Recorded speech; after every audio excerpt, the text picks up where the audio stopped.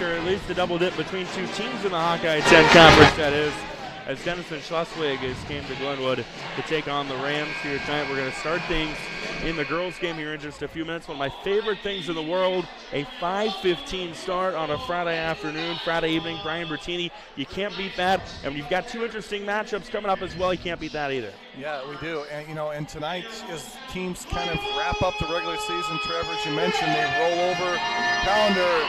The 1A, 2A teams are already in tournaments. Yep. The 4A will start next week. And these games are really important as coaches kind of figure out, tweak a few things as you get ready to get into that sudden death type of tournament that we have in here in Iowa. Yeah, this is always the interesting part of the season for these larger schools because you've already got your sub-state brackets, your regional brackets, so no result is going to impact seeding at any means, at least until you get to the state tournament if you get there.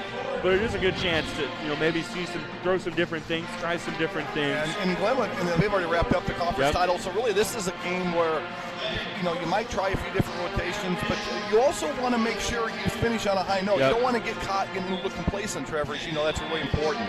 Glenwood coming in 15-4 on the year under head coach Brian Rasmussen. Denison-Schleswig under head coach Adam Misch, 9-11 on the year, 6-5 in the Hawkeye 10. They're coming off a recent loss to Boone. Glenwood coming off a pretty dominant win over Lewis Central last week, their second of the year. They're looking for their second of the year against Denison-Schleswig tonight.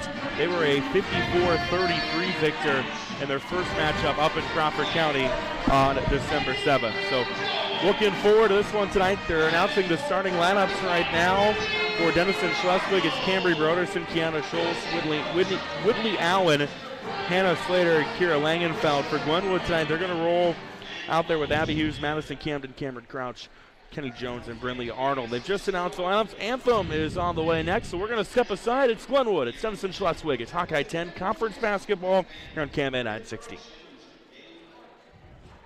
Center in Glenwood is a family-owned dealership that specializes in used car sales. If you don't see the vehicle you want on our lot, we'll do our best to find it for you. At Barrett Auto Center, we believe that after the sale is when we prove our worth as a small-town business. We have a full-line service department with the ability to diagnose, communicate the issue to the vehicle owner, and remedy the issue in a timely and cost-efficient manner. Schedule an appointment at 527-5525. You'll find everything you need with the local, personal touch. At Barrett Auto Center in Glenwood.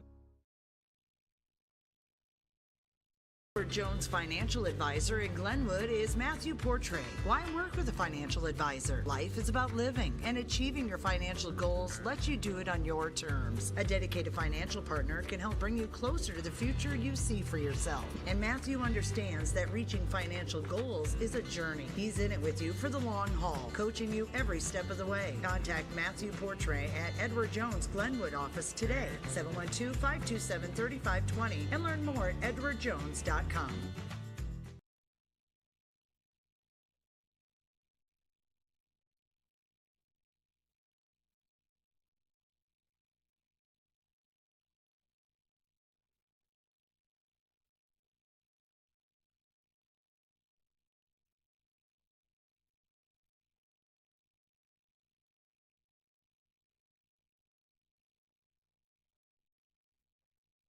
Welcome back to Glenwood here on KMA 960. Shenandoah, Trevor Mader, Brian Bertini with you tonight. Hawkeye 10 Conference, boys basketball battle and girls basketball battle. Starting things off here in Glenwood tonight. Denison and Glenwood. Brian, as we start this girls game, what are some things you're keeping an eye on? Well, I think first, Denison wants to stay close. Glenwood, this year probably more than last. They've struggled to kind of get off to a really good start. The last couple games, though, the Glenwood Rams have got off into a pretty good start, and they want to pick that up. Denison stays close. The chance that Glenwood gets out to a big lead, it really gets hard because the Rams get you so far out of sync in terms of your offense. Also, we want to thank the guy on the camera tonight. We got John Lee running the camera here tonight. Appreciate him. Thanks to our partnership with Forward Digital Solutions. The tip is won by Glenwood.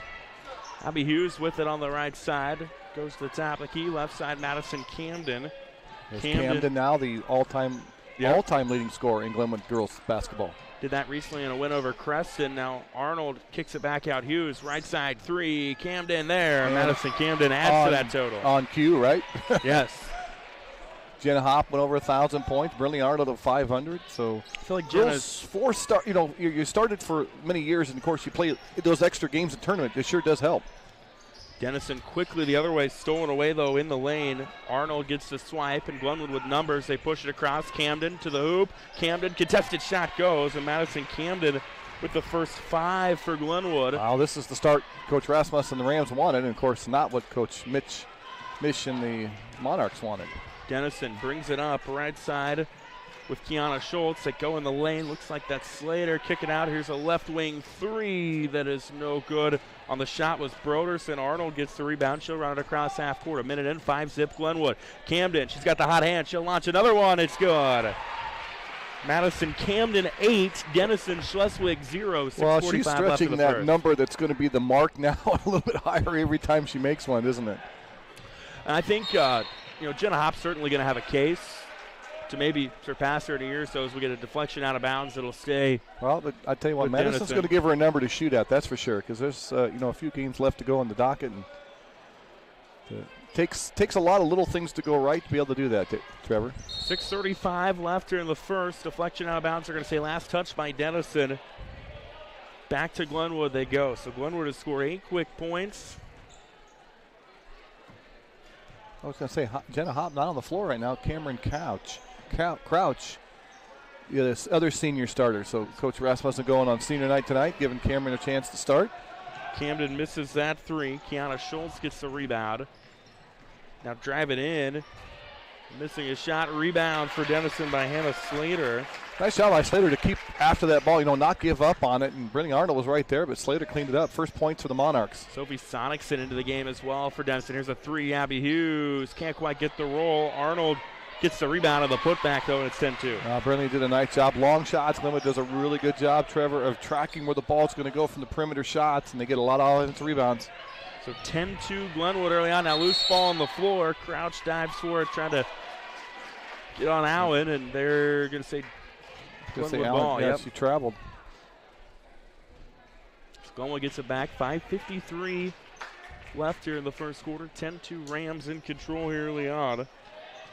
Here's a 3. Crouch, no good. Arnold, though, another rebound. That time it hit the top of the putback. Yeah, really. I don't think she was aware that she was that wide open, and she about threw it over the top of the backboard. So it goes back to Denison-Schleswig. We've played 2 minutes. Glenwood up to a 10-2 lead. Here's Broderson. Long pass to Sonicson. They break the pressure with Slater, but it's stolen away by Camden.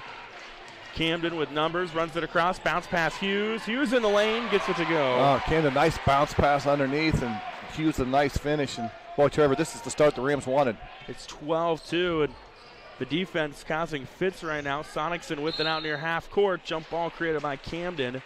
Arrow stays with Denison-Schleswig. 5:18 left here in the first. Denison will inbound it. Whitley Allen gets it on the inbound. Allen right side to Kiana Schultz. She'll shoot a right wing 3. No good. Rebound. Slater. Put back. No good. Oh, she had a good look, Trevor, on the rebound. Just couldn't get that angle to fall, and missed opportunity for the Monarchs. Candy Jones got the board for Glenwood. Now Camden a 3. No good. Arnold another rebound. Contested shot. No good. And it's rebounded by Hannah Slater for Denison-Schleswig. Pretty fast first 4 minutes of this first quarter. That's the way Glenwood wants to play. Denison will swing it around the perimeter. Broderson, now they go in the lane. Slater got behind the defense, lays one in. But he come back to it. But Hannah Slater with Broderson with a nice pass. And Slater, good hands on that catch. That was a tough pass to handle. She got it. Hannah Slater with all 4 for Denison right now. It's 12-4 Glenwood. 4:25 left in the first. Loose ball on the floor. Crouch dives for it. They say jump ball stays with Glenwood. Looks like also on the deck for that one was Whitley Allen. And now Jenna Hop will come in, give Brindley Arnold a little bit of a breather on the Glenwood side. Camden will inbound underneath the basket. Goes to Crouch on the right side. Bounce pass to the right wing to Hughes. More towards the top of the key she goes. Hughes going to run track collegiately. Goes to Hop. Bounce pass right side Crouch. Now in the corner Hughes will dribble to the right wing. Hand it off out top Kennedy Jones. Left wing Hop. Left corner Crouch. One dribble right back to Camden. Shot fakes. Drives in. Poked away. Gets it back. And it'll reset to Hughes out of the top of the key. 3:50 left here in the first. Good defensive possession right here by the Monarchs. Hughes attacks, passes to Jones, who draws the foul. Jones will go to the free throw line with 2 shots coming her way. It's our first foul in about, just a little over 4 minutes of the quarter. And that one goes on, I think it's on Schultz. And it's really important, too, that Glenwood makes that second free throw. They can really get that full court press on after the dead ball and get on the line. And they'll pressure you even up the court on a missed shot, but they love that ball in the baseline, Trevor, don't they? She missed the first one, did Jones. Gets the second one to go and makes it, she made both of them right, makes it 14-4 with 3:48 left here in the first quarter. Denison breaks the pressure. Yeah. Slater just had that second hand double dribble. Double dribble. Rams on the 2-2-1 press, kind of more of a 3-quarter, not as aggressive. You look at trapping right around the midline on either side. That mid-court line and the sidelines acts like an extra defender and cause a little errant extra dribble. Glenwood brings Danica Arnold in. Looks like we give Cameron Crouch a little bit of a breather. Here's Arnold, left side. Now they go in the lane. Hop to Jones. Jones back out top Hughes. Now bounce pass back to Hughes. They've also got Lauren Rowenfeld into the game as well. Back in the lane. Hop. Double team. Little turnaround shot. Creates her own separation and gets it to go. It's a part of her game that she's really improved on. Well, that was a tough shot. She faded away, and still had enough good angle and awareness where to put that in. So she's in the scoring column here. 16-4. The other way, laying one in for Denison. It looks to be Olivia Meyer who just checked into the game. Well, that's why you beat the press, is get behind it, get you good looks, but you got to cash them in. Makes it 16-6. Rowenfeld, right wing, back out top Hughes. Left side to Danica Arnold. Now right side Hughes, a catch and shoot 3 from her. Can't quite get the bank to go. Rebound tipped around, won by Denison for a moment with Bowker. It's on the floor. Bowker gets it back. And Denison will bring it across. 2:34 left here in the first. Right side with it. Cambry Broderson drives in, kicks out. Woodley Allen will now attack. Allen, contested shot, no good. Late foul on Glenwood. It's going to be on Kennedy Jones. Well, after that big initial jump surge 12-2 lead by the Rams, the Monarchs have kind of hung in here the last couple minutes, Trevor, and they got a chance to kind of get this under double digits, which I think mentally is huge for Coach Bishop's squad. Allen knocks down the first one. Now we will see another substitution. Kiana Schultz comes in. Looks like Cambry Broderson will come out. That one goes 2 for 2 with that one going in at 16-8, and Glenwood will bring Camden and Arnold back in. Looks like Jones and Hughes. We got to bring both these teams run about 8 or 9 deep here early on. Showing the depth you'd expect from Class 4A schools. Here's Arnold. Left side Camden swings it in the lane. Brinley Arnold. Nice backside help defense by Kiana Schultz. Creates that steal. And Denison brings it up and over with Meyer. He then goes to Whitley Allen. Now driving in was Slater. Loose ball stolen away on the run by Rowenfeld, but nicely defended by Allen to get back and kind of prevent any open looks she might have had, and Glenwood has to reset offensively. Minute 40 left in the first. Camden, long pass, Hop. She'll shoot a left side 3. It's in and out, no good. Long rebound. Last touch by Denison. It'll stay with Glenwood. Yeah, the Monarchs here, like I said, have kind of settled in. They've got themselves in a position to get back in this ball game. I think that's what Coach Adam Mitch was looking for. Glenwood can kind of just bury with a barrage quickly and put it out of distance, but credit to the Monarchs right here. Arnold to Arnold, left side, Rowenfeld in the lane, Hop. 2 defenders, makes the extra pass to Danica Arnold, who got behind the defense and lays in. That's the problem with crashing 2 defenders on Jenna Hop. Actually 3, nice job by Danica Arnold to kind of sneak, but good heads up awareness by Jenna. Makes it 18-8 in favor of Glenwood. A minute 10 left here in the first. Meyer, top of the key, being guarded by Rowenfeld. Now they go on the right side. They throw it in the lane to Meyer, who is deflected. Camden comes up with it. And they'll run it across. Camden had first 8 points. She'll stop and shoot a 3. That one's left short. Tries to chase down the rebound, but can't. It goes out of bounds Yeah, that was one of the shots. I think she might have rushed a little bit. She just didn't have her feet set quite where she wanted it and come up just a tad short. Yeah, the first 8 points of the game for Glenwood. And since then, hasn't been able to score. She did come out for a while as Denison races up the floor. Allen misses a shot on a layup that was contested. Arnold with the rebound to Danica Arnold on the pass from Jenna Hopp, and Danica Arnold the last 4 for Glenwood. Well, Hopp, again, the distributor of the ball right there, led her teammate just perfectly, Danica. The lefty on the right-hand side getting 2. 20-8, Glenwood on top. Now here's a steal. Arnold got in the passing lane. Here's Danica Arnold. Stop and pop 3 from her, no good. Jenna Hopp gets the rebound. She'll turn around. Contested shot, no good. And it's rebounded by Kiana Schultz for Denison. 15 seconds left here in the quarter. Deep three from Schultz, no good. Rebound by Camden. With 5 left in the quarter, out front to Arnold, who lays another one in, and Danica Arnold with the last 6, and that is how the quarter will end. So Glenwood starts the quarter fast. They finish the quarter fast. We go to the second. 22-8 Rams in control here on KMA 960 Shenandoah.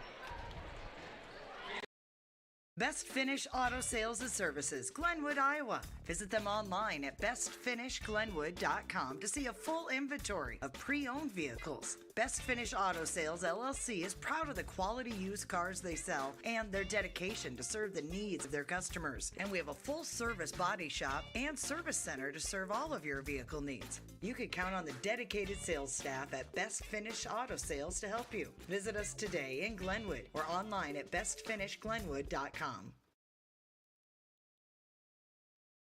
Digital Solutions started small, but now we're growing as FDS provides live streaming coverage for over 20 schools across 3 different states on our Fuller Digital Solutions YouTube channel. Subscribe to get notified when we go live for your school events. Big events are captured live, and your business can get noticed with advertising during our live streams. Local talent and camera operators are encouraged to contact us too. For future employment, no experience necessary, we will train. For information about advertising or working with Fuller Digital Solutions, email us and follow us on Facebook. Basketball game, and Brian Bertini, Glenwood, they score the first 8 of this quarter. They finish with a final 22-8 lead in the second. Well, they did. In credit to the Monarchs, it looked like it could have really got out of hand. They battled back, got it to, I think a 8-point game, but then quick points, and Danica Arnold, recipient of some nice passes by Jenna Hopp, and the Rams defense, of course, puts points on the offense, and Glenwood with that 14-point lead. And really important here, I think, Trevor, that Monarchs find a way to score here quickly. And they take a shot down in the lane to Schultz, who had an open look, misses it. Slater, though, gets the rebound. Oh, that's a nice start. Nice set play by Coach Mitch out of the timeout, a long pass, and nobody there for the Rams defensively, so good start, Denison. Yeah, so Denison strikes first to start the second frame, makes it 22-10. Camden, long pass, Crouch. Back to Hughes. They'll swing around the perimeter. Camden now in the lane. Jones to Arnold. Loose ball, stolen away by Sonicson for Denison, and the Monarchs have numbers. Broderson, underhand roll from her, no good. Rebound, Slater, putback is good. All right, now some of the 50-50 balls going to the Denison girls on 4 quick points. That's the start you want.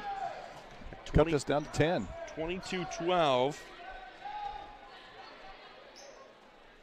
Now Camden to Hughes on the left side to Crouch. Back to Hughes. We'll go right side Camden, right back to Hughes. We'll bring Brindley Arnold out top as well, and she'll get the basketball. They'll swing around the perimeter. Crouch, left corner. Back to Camden, far right wing. Now left side, Hughes. Thought about dribbling in. Bounce pass, stolen away. Allen read that perfectly. And Whitley Allen, open lane, lays one in. It's that was a great defensive run by the Monarchs. Six straight points. Couldn't ask for a better start for Denison. Makes it 22-14. Glenwood still on top of the Monarchs on a 6-0 spurt here. Camden will try to stop that with a 3, and that's a run killer. Well, that time, notice the difference. She had her feet set. She got her hands in good position. Defense late coming out to close out. Big 3. So Madison Camden now into double figures already with 11. 25-14, 6:15 left here in the first half, and then Slater is called for a travel just inside the 3-point line. Want to toss it back out top, but drug the feet. And that's what happens when the Rams put that, the tempo up. They just force you into some of those almost mistakes near the midcourt line and get the ball back. Lauren Bowker comes in. Whitley Allen checks out for Denison. 6:15 left here in the first half. 25-14, Glenwood on top. There's Crouch with it at the top of the key. Goes right back to Camden. Contested three. Good three for Madison Camden. So that quick 6-0 run of the Monarchs just been erased by 2 Madison Camden threes, hasn't it? She's got 14 on the night now, and then Coach Adam Misch will take a timeout for Denison-Schleswig. We'll take a quick one with them. 28-14 Glenwood on top. 5:57 left in the half. They're on KMA 960. The ASE certified technicians at Glenwood Collision Repair for your auto body repair needs. From hail damage repairs to complete repairs, we can handle it all with ease. Take a look at some of the photographs on our completed auto body repair projects. We offer a limited lifetime warranty on repairs. Our staff has more than 20 years of experience, so get in touch with us today. 712-527-9000, online at glenwoodcollisionrepair.com, or stop in and visit with us. Well, we've traded 6-0 runs so far here in the second quarter in Glenwood. Glenwood up 28-14, 5:57 left here in the first half. Denison basketball coming out of the timeout. Cambry Broderson back into the game for them. They have a run out, and Bowker misses one wide. I think that might have been blocked by Arnold, Brindley Arnold. Jones got the rebound, and then a throwaway. Wanted to go to Camden, overshot Camden out of bounds. It's about 6 rows up on the bleachers, wasn't it? Kendi threw that, and she said, yeah, that was just a little too much. Yeah, she realizes it's not the way that was supposed to go. Coach Rasmussen wasn't too amused, though. He was not, and now Denison brings it up. Kiana Schultz. So all that little momentum, Denison's got to find a way to just kind of chip away at it again here, get something going. Broderson hands it off. Now they've got it out top with Schultz. Drives in, a little runner from her, no good. Left short, rebound Cameron Crouch. Long pass again. This time Hughes can't chase it down. And back-to-back turnovers coming out of the timeouts for Glenwood. They'll bring Jenna Hopp in for Crouch. It looks like Denison will make a substitution as well, bringing Olivia Meyer in. 5:15 left in the half, 28-14. A steal by Glenwood. Hughes got it, then gets it stolen away or swatted away going up. It'll stay with Glenwood. Yeah, Graham's in that 2-2-1 press again. This time Monarchs didn't move at all out, to break the press, and Hughes snuck in and took the pass, knocked out of bounds, Rams the ball though. Top of the key to Hop. Hop drives in, draws contact. Was it on the floor? That'll be the question. I think it was. Maybe? Yeah, it was. They're playing it like it was. We'll see a substitution now as Whitley Allen will check back in. That's one of the third total foul we've seen in this first half. And Caitlin Brune will also come in for Denison-Schleswig. See her first minutes of the night. 28-14, Glenwood, 5:05 left here in the first half. Camden inbound to Arnold in the paint. Arnold back out top, right wing. Hop. Dribbling right to left, attacks the hoop. Off balance shot, can't get it to go. This time, though, it looks like Jenna Hopp will go to the line. That foul is on Olivia Meyer, her first. And that's the difficulty. Jenna's such a good three-point shooter on the perimeter, and she's got a good ball fake. So if you close out the shooter, she's got a good first step to her, as you saw. She gets in the lane, and she draws a lot of contact, and she gets to this place quite often, doesn't she? Very much does. Makes the first one. 73% free throw shooter on the bad side of the average that time on the second one. Rebound won by Whitley Allen. Denison will bring it across with Bowker. Bowker being guarded by Jones. Then goes in the lane to Brune. It's stolen away on a deflection by Jenna Hopp. Hopp across half court. Drives in to the rack, and Jenna Hopp lays one in underhand. Nobody stopped her. Just a free lane to the basket. And Jenna Hopp doesn't need much anyway. There's a steal by Camden. Lays one in. And just like that, another 6-point spurt for Glenwood makes it an even bigger lead, and Camden's got 16. It's 33-14. Well, a combination, some three-point shots, and, of course, a lot of steals and layups. Point total goes up in a hurry for Glenwood. Very much does. And now Allen trying to knife through the Glenwood defense. Gets it across half court on a run. Wanted to go in the paint to Brune. It's stolen away by Hopp. Pass out front. Camden. Camden lays one in. Give her 18. Well, she's got half her team's points, Trevor. Glenwood loves to score in transition, and Denison's giving them those opportunities. Broderson across half court, right side. They're in the lane now. Brune leaves one long. They get it back. with Bowker, but only to be stolen away by Camden. Camden will go up again. That time draws the end one. And Madison Camden having herself a night. And Brian, it's now 37-14. It wasn't too long ago. Denison scored his first 6 points of the second quarter. Glenwood run. Yeah. And that's just what can happen. And you make mistakes, and Glenwood's able to convert a game that kind of be kind of close, can just suddenly get to the point where it's just almost out of reach. So 37-14 already, and Madison Camden makes it 38-14. And then include Madison Camden with 21 first half points, and there's still almost a half a quarter to go. Yeah, you'll take that for sure if you're Glenwood. Cambry Broderson brings it across. Bounce pass to Whitley Allen. And they go in the lane. Sophie Sonicson has it. Dribbles out of trouble. Back to Broderson. Broderson shot fakes, drives in. Trying to make the extra pass to Sonicson out of bounds, so it's another Denison turnover. That's the advantage having a Brindley Arnold, even a Jenna Hop down the post. I mean, the girls got long wingspans. They read passing angles real well, Trevor. And it looks like you have something open, and there's a white jersey in this case tonight standing there and changes the pass angle. Glenwood did make a bevy of substitutions during Camden's trip to the free throw line. Danica Arnold, one of those, as well as Lauren Rowenfeld. Camden gets it back on the left side. 24. We'll go her first action. In the lane, Hop makes the extra pass to Neitzer, who gets the bucket, and Grace Neitzer into the scorebook.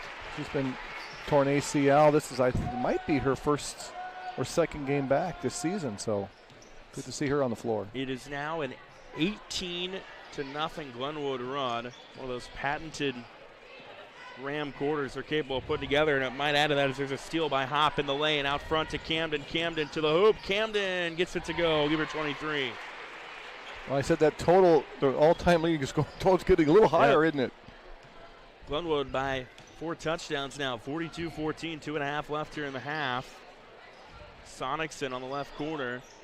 One dribble in, kicks it back out. Bounce pass in the lane to Allen. It's off of Hop, out of bounds, stays with Denison-Schleswig. And now the Monarchs will make a substitution. Allen will come out. Looks like Addison Inman will see her first moments of the game. 2:15 left in the half. On the inbound, Schultz catch and shoot three, and no good. Jenna Hop gets the rebound for Glenwood. Races across half court. Will drive in, lays it short, and the rebound into the hands of Sonicson for Denison. 2 left here in the half. Sonicson picks up her dribble. Schultz on the right side, long one-hand pass to Broderson. Broderson will attack. Broderson trying to draw contact, underhand. Not sure if it was a pass or a shot, but it goes out of bounds. Last touch by Glenwood will stay with Denison. 1:49 left in the half. Well, that's the thing, too. If you miss a shot, Glenwood girls are going to get it. There's two girls ahead of the ball. They really find their teammates well and get the ball out. They get a lot of run-out points. There's a three, no good by Inman, and another rebound, this time by Lauren Rowenfeld. She'll pick up her dribble out near the right wing, hands it off to Hop. Hop, no problem attacking, draws the foul. Going up, and she'll go to the line. 42-14. It was 22-8 after one. Denison got the first 6 of the second quarter, cut it down to 8. And then as Hop makes that free throw, it's now a 21-0 Glenwood run. They'll give Camden a little bit of a breather. Looks like Abby Hughes will check back in. Just found out Glenwood just picked up another game, didn't they, Monday night? They're going to play Platte Valley as Hop knocks down Missouri, the second correct? one. Yep, Platte Valley, Missouri, defending Class 1 state champion. That'll be an interesting That'll be matchup. here in Glenwood Monday. So, yeah, that'll be their final tune-up because they have a first-round bye. They won't play till Saturday. Denison, meanwhile, they're going to host Creston next Thursday. There's a three. Schultz misses it short. Rebound tipped around, let's say, last touched by Glenwood. Platte Valley's going to come into that game on a 52-game win streak. Their last loss was in the state championship game all the way back in 2020. On the inbound, it's deflected in the paint. There's a Denison body with it. And it's kind of one of those, we're talking to Jeff Beeson, the AD, said they were looking for a game, and we were one game short because they lost the Maryville game early this year, and they had a free night, and Coach Rasmussen said, why not? Let's play a good team. Turnover back to Glenwood. They get a minute 15 left in the half. 44-14 Rams in control. Abby Hughes will walk it across to Crouch. who goes right back to Hughes, who goes to Arnold. Arnold in the lane, Grace Neitzer right back to Arnold, the left wing. Now out to Hughes, back to Arnold. Arnold, left side crouch, she'll pop a three. Can't quite get the hometown roll. Hop gets the rebound though, goes up, draws a foul, and gets it to go. Well, Jenna's so good around the basket. You know, she's about 6 foot, jumps well, reads angles well, strong. I think that's the part of her game that has improved the most over the last couple of years, Brian. Everybody's known how good of a shooter she is from the time she was a freshman, but the growth in the other parts of the game have been big, particularly the free throw line as well. Yeah, she's worked on it. You know, we commented earlier in the year she's changed her shot. She raised the shot angle up a little bit, and you know, and took a little adjustment, but she's adjusted well. But yeah, her game around the basket is second to none. Hop knocks down that free throw. It's 47-14. Now a steal by Neitzer, only to be stolen back away by Sonicson. With 35 left in the half, 47-14 Glenwood. We might get running clock to start the second half. Here's a three, Inman, it's good. Well, she heard you, she said no. That stops a 25-0 run. That's a nice little shot right there. They needed some spark offensively. And we get a step on the line by Abby Hughes. We'll go back to Denison with 20.4 seconds left in the quarter. Kennedy Jones will come in for Glenwood. Grace Neitzer comes out. We'll see some other substitutions as well on the Denison side. Glenwood can just score in droves, and we saw that in the second quarter. There's another three, this time from Meyer, no good. Rebound, Kennedy Jones. And with 10 seconds left in the quarter, Hughes with it. Out of the top of the key, almost stolen away by Inman. Hughes will drive into one extra pass. Jones right before the horn, it doesn't go. And that is how the half ends. But how about a 25-3 run to close the quarter, a 25-9 run overall for Glenwood in that frame. And they've got a 47-17 lead as we go to the break here at Giant. We'll be back in 60 seconds of halftime coverage on KMA 960.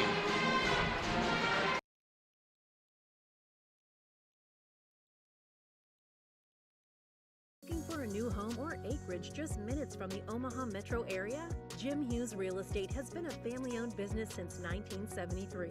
We look forward to meeting all of your real estate needs: residential, commercial, land, new construction, and auction services. Contact us today at 712-527-3114 or visit our website at jimhughesrealestate.com.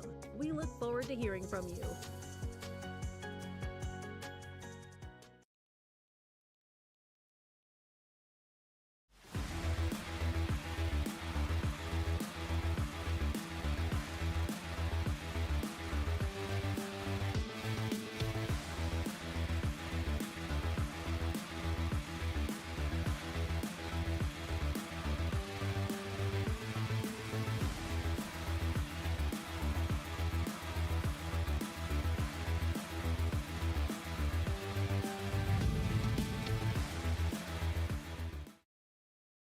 Second quarter for Glenwood, 25-9 was the total. They had a 25-0 run in there after Denison started with the first six, and Brian Bertini, they're going into the break up 30.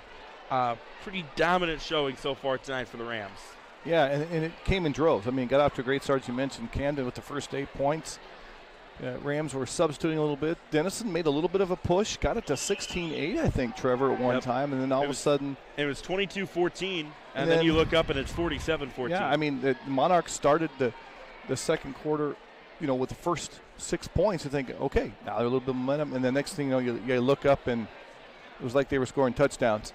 And, you know, and that in Madison Camden, you know, she had a games night in one half. Yeah, you know, we saw kind of a similar performance a week ago when we did AL Sioux City East boys with Jamison Gruber. Well, Madison Camden kind of mirroring a performance like that, 23 points in the first half for her. Jenna Hops got 10, Danica Arnold with 6 for Glenwood. Denison-Schleswig right now, they're led by 8 points from Hannah Slater, 4 from Whitley Howard as well. Halftime here in Glenwood. We're going to step aside and get you an ABC News update. We come back, we'll have the second half of Glenwood, Denison-Schleswig girls basketball on KMA 960.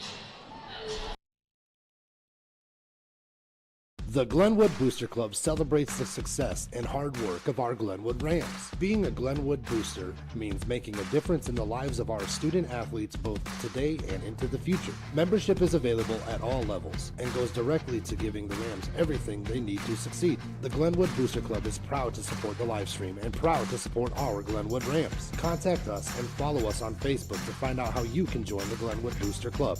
Go Rams!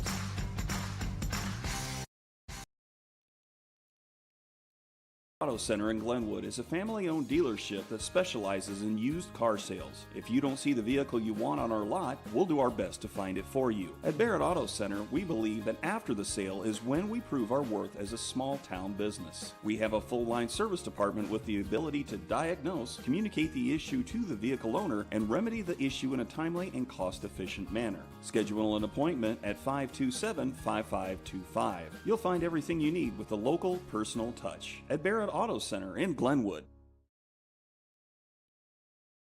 Edward Jones Financial Advisor in Glenwood is Matthew Portray. Why work with a financial advisor? Life is about living, and achieving your financial goals lets you do it on your terms. A dedicated financial partner can help bring you closer to the future you see for yourself. And Matthew understands that reaching financial goals is a journey. He's in it with you for the long haul, coaching you every step of the way. Contact Matthew Portray at Edward Jones Glenwood office today, 712-527-3520, and learn more at edwardjones.com. Best Finish Auto Sales and Services, Glenwood, Iowa. Visit them online at bestfinishglenwood.com to see a full inventory of pre-owned vehicles. Best Finish Auto Sales LLC is proud of the quality used cars they sell and their dedication to serve the needs of their customers. And we have a full-service body shop and service center to serve all of your vehicle needs. You can count on the dedicated sales staff at Best Finish Auto Sales to help you. Visit us today in Glenwood or online at bestfinishglenwood.com. Digital Solutions started small, but now we're growing as FDS provides live streaming coverage for over 20 schools across 3 different states on our Fuller Digital Solutions YouTube channel. Subscribe to get notified when we go live for your school events. Big events are captured live, and your business can get noticed with advertising during our live streams. Local talent and camera operators are encouraged to contact us too. For future employment, no experience necessary, we will train. For information about advertising or working with Fuller Digital Solutions, email us and follow us on Facebook. The ASE certified technicians at Glenwood Collision Repair for your auto body repair needs. From hail damage repairs to complete repairs, we can handle it all with ease. Take a look at some of the photographs on our completed auto body repair projects. We offer a limited lifetime warranty on repairs. Our staff has more than 20 years of experience, so get in touch with us today. 712-527-9000, online at glenwoodcollisionrepair.com, or stop in and visit with us. Looking for a new home or acreage just minutes from the Omaha metro area? Jim Hughes Real Estate has been a family-owned business since 1973. We look forward to meeting all of your real estate needs: residential, commercial, land, new construction, and auction services. Contact us today at 712-527-3114 or visit our website at jimhughesrealestate.com. We look forward to hearing from you.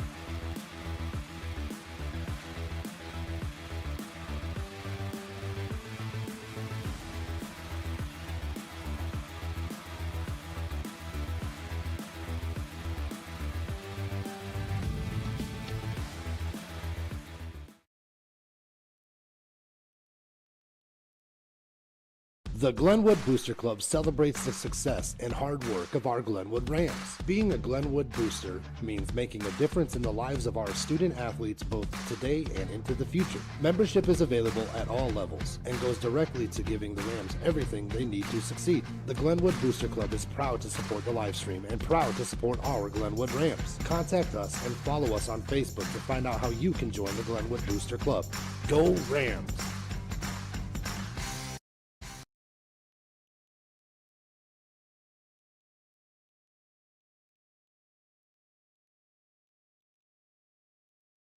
Auto Center in Glenwood is a family-owned dealership that specializes in used car sales. If you don't see the vehicle you want on our lot, we'll do our best to find it for you. At Barrett Auto Center, we believe that after the sale is when we prove our worth as a small-town business. We have a full-line service department with the ability to diagnose, communicate the issue to the vehicle owner, and remedy the issue in a timely and cost-efficient manner. Schedule an appointment at 527-5525. You'll find everything you need with a local, personal touch. At Barrett Auto Center in Glenwood.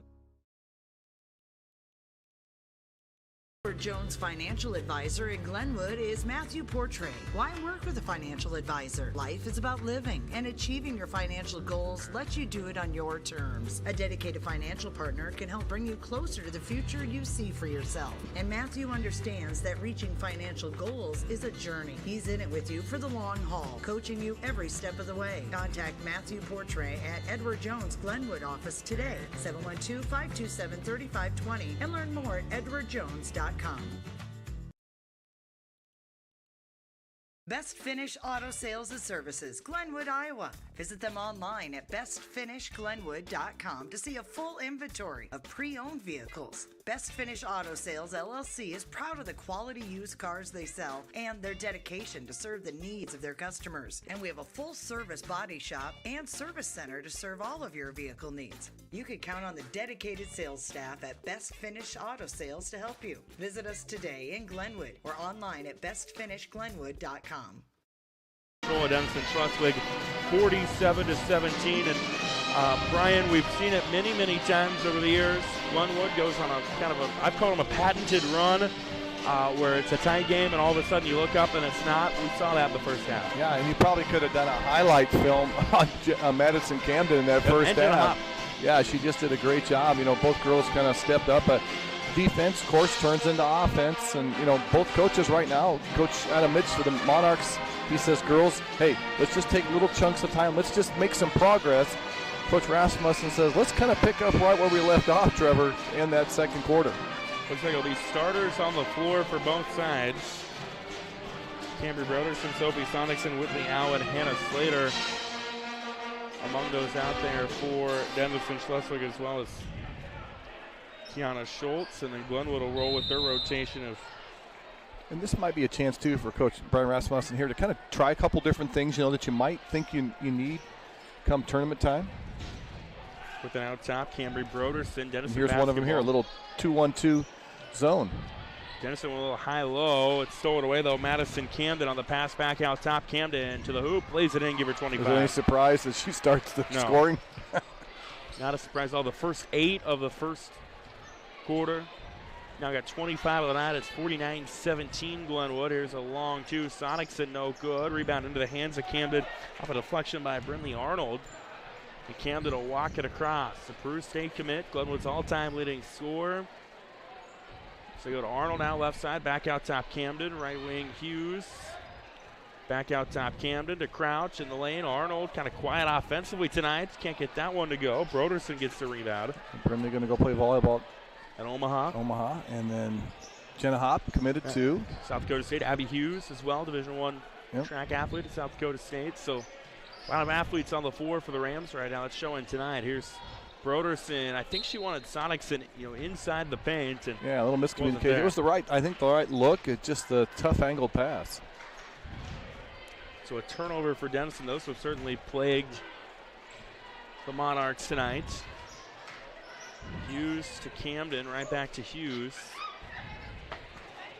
Then they go to Crouch, right back to Camden in the lane. Arnold, one dribble, gets double team, kicks it out. And Abby Hughes, left side 3 is good. Well, and there's your 35 points. 52-17. Puts us at a running clock right now with 6:27 left in the third. In the lane, Slater right back to Kiana Schultz. Now in the left corner, Sonic sent back to Schultz to the left wing. 3 from her. Not there. Bodies hit the deck on the rebound attempt. Last touched by Denison. It goes to Glenwood. So Glenwood will bring it across. 6 minutes left here in the third. You really can't say balanced scoring tonight too much for the Rams, can you? No, I mean, it's been Camden and Hop have pretty much led the way. Now, Danica Arnold had a nice little run there in the second quarter. Now, Crouch will launch a 3. She wants to join the fun. It's not there. Jones hit the deck trying to get the rebound. Kiana Schultz comes up with it. And Denison brings it across with Cambry Broderson. Bounce pass to Schultz. Schultz in the lane. Slater. Jones was there, a little too handsy, and it's a foul on Kennedy Jones. It'll be her second. Now Glenwood will make some substitutions. Hop will come in. Arnold comes in. Roenfeld comes in for the Rams.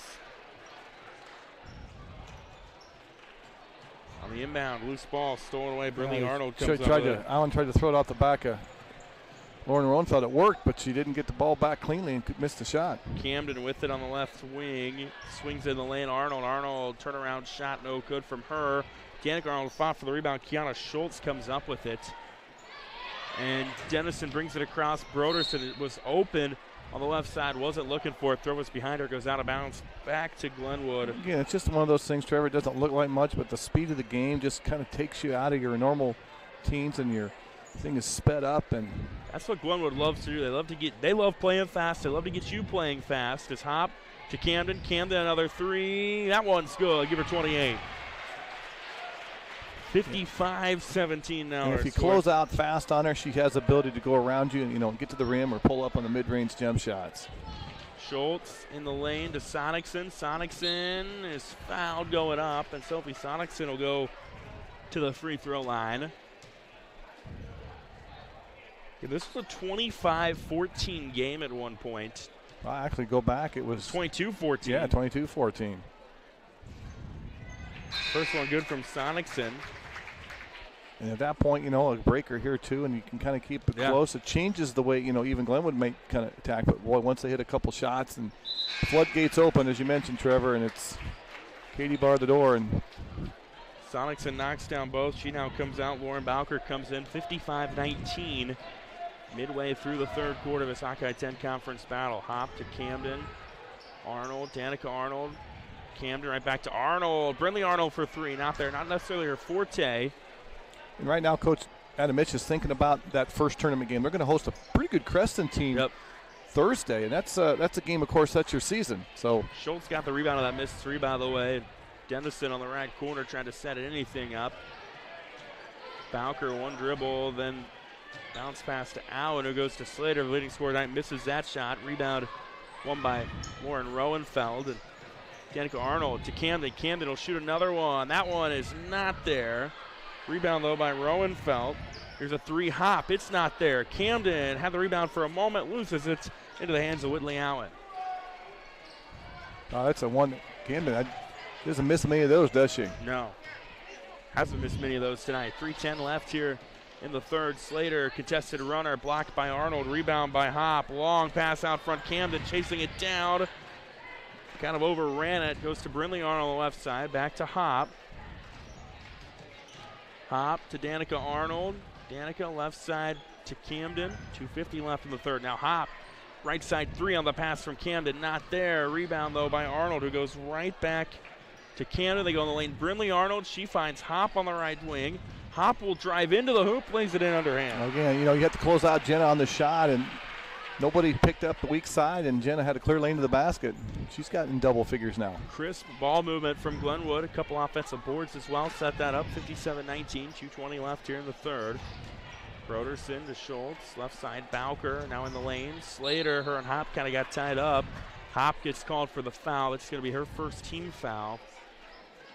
Glenwood has done a good job, too, of staying out of foul trouble tonight. I think a lot of that is also there's a lot of turnovers mid-court where you get run-outs, Trevor. There's not a lot of contact, Right. So you're not getting those contact fouls in the half-court game. Glenwood brings some new faces into the game as Hop, Camden, and Arnold come out. So like Charlie Hernandez and Great Knights are back, and Lauren Runfeld, Kennedy Jones. Here's a three from the corner by Allen, no good. Kennedy Jones grabs the board for Glenwood, and they'll bring it across with Jones. Now Charlie Hernandez hands it off to Danica Arnold, back to Rowenfeld, back to Danica Arnold. Back to Hernandez, freshman standout volleyball player for the Rams. Allen had the passing lane, almost had the steal, but Hernandez gets it back. Now Danica Arnold in the lane to Neitzer, double team, back out to Arnold. Minute 10 left in the third. Rowenfeld to Jones, who's double teamed, trying to dribble through it, swings it out somehow around the perimeter to Hernandez, who got to Arnold, back to Hernandez, back to Rowenfeld. A minute left here in the third.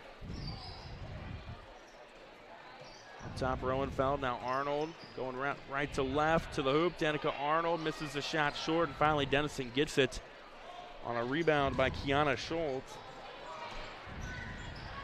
And they'll bring it up with Olivia Meyer. It's deflected though, stolen away. Danica Arnold gets the steal. Arnold open path to the hoop, plays it in.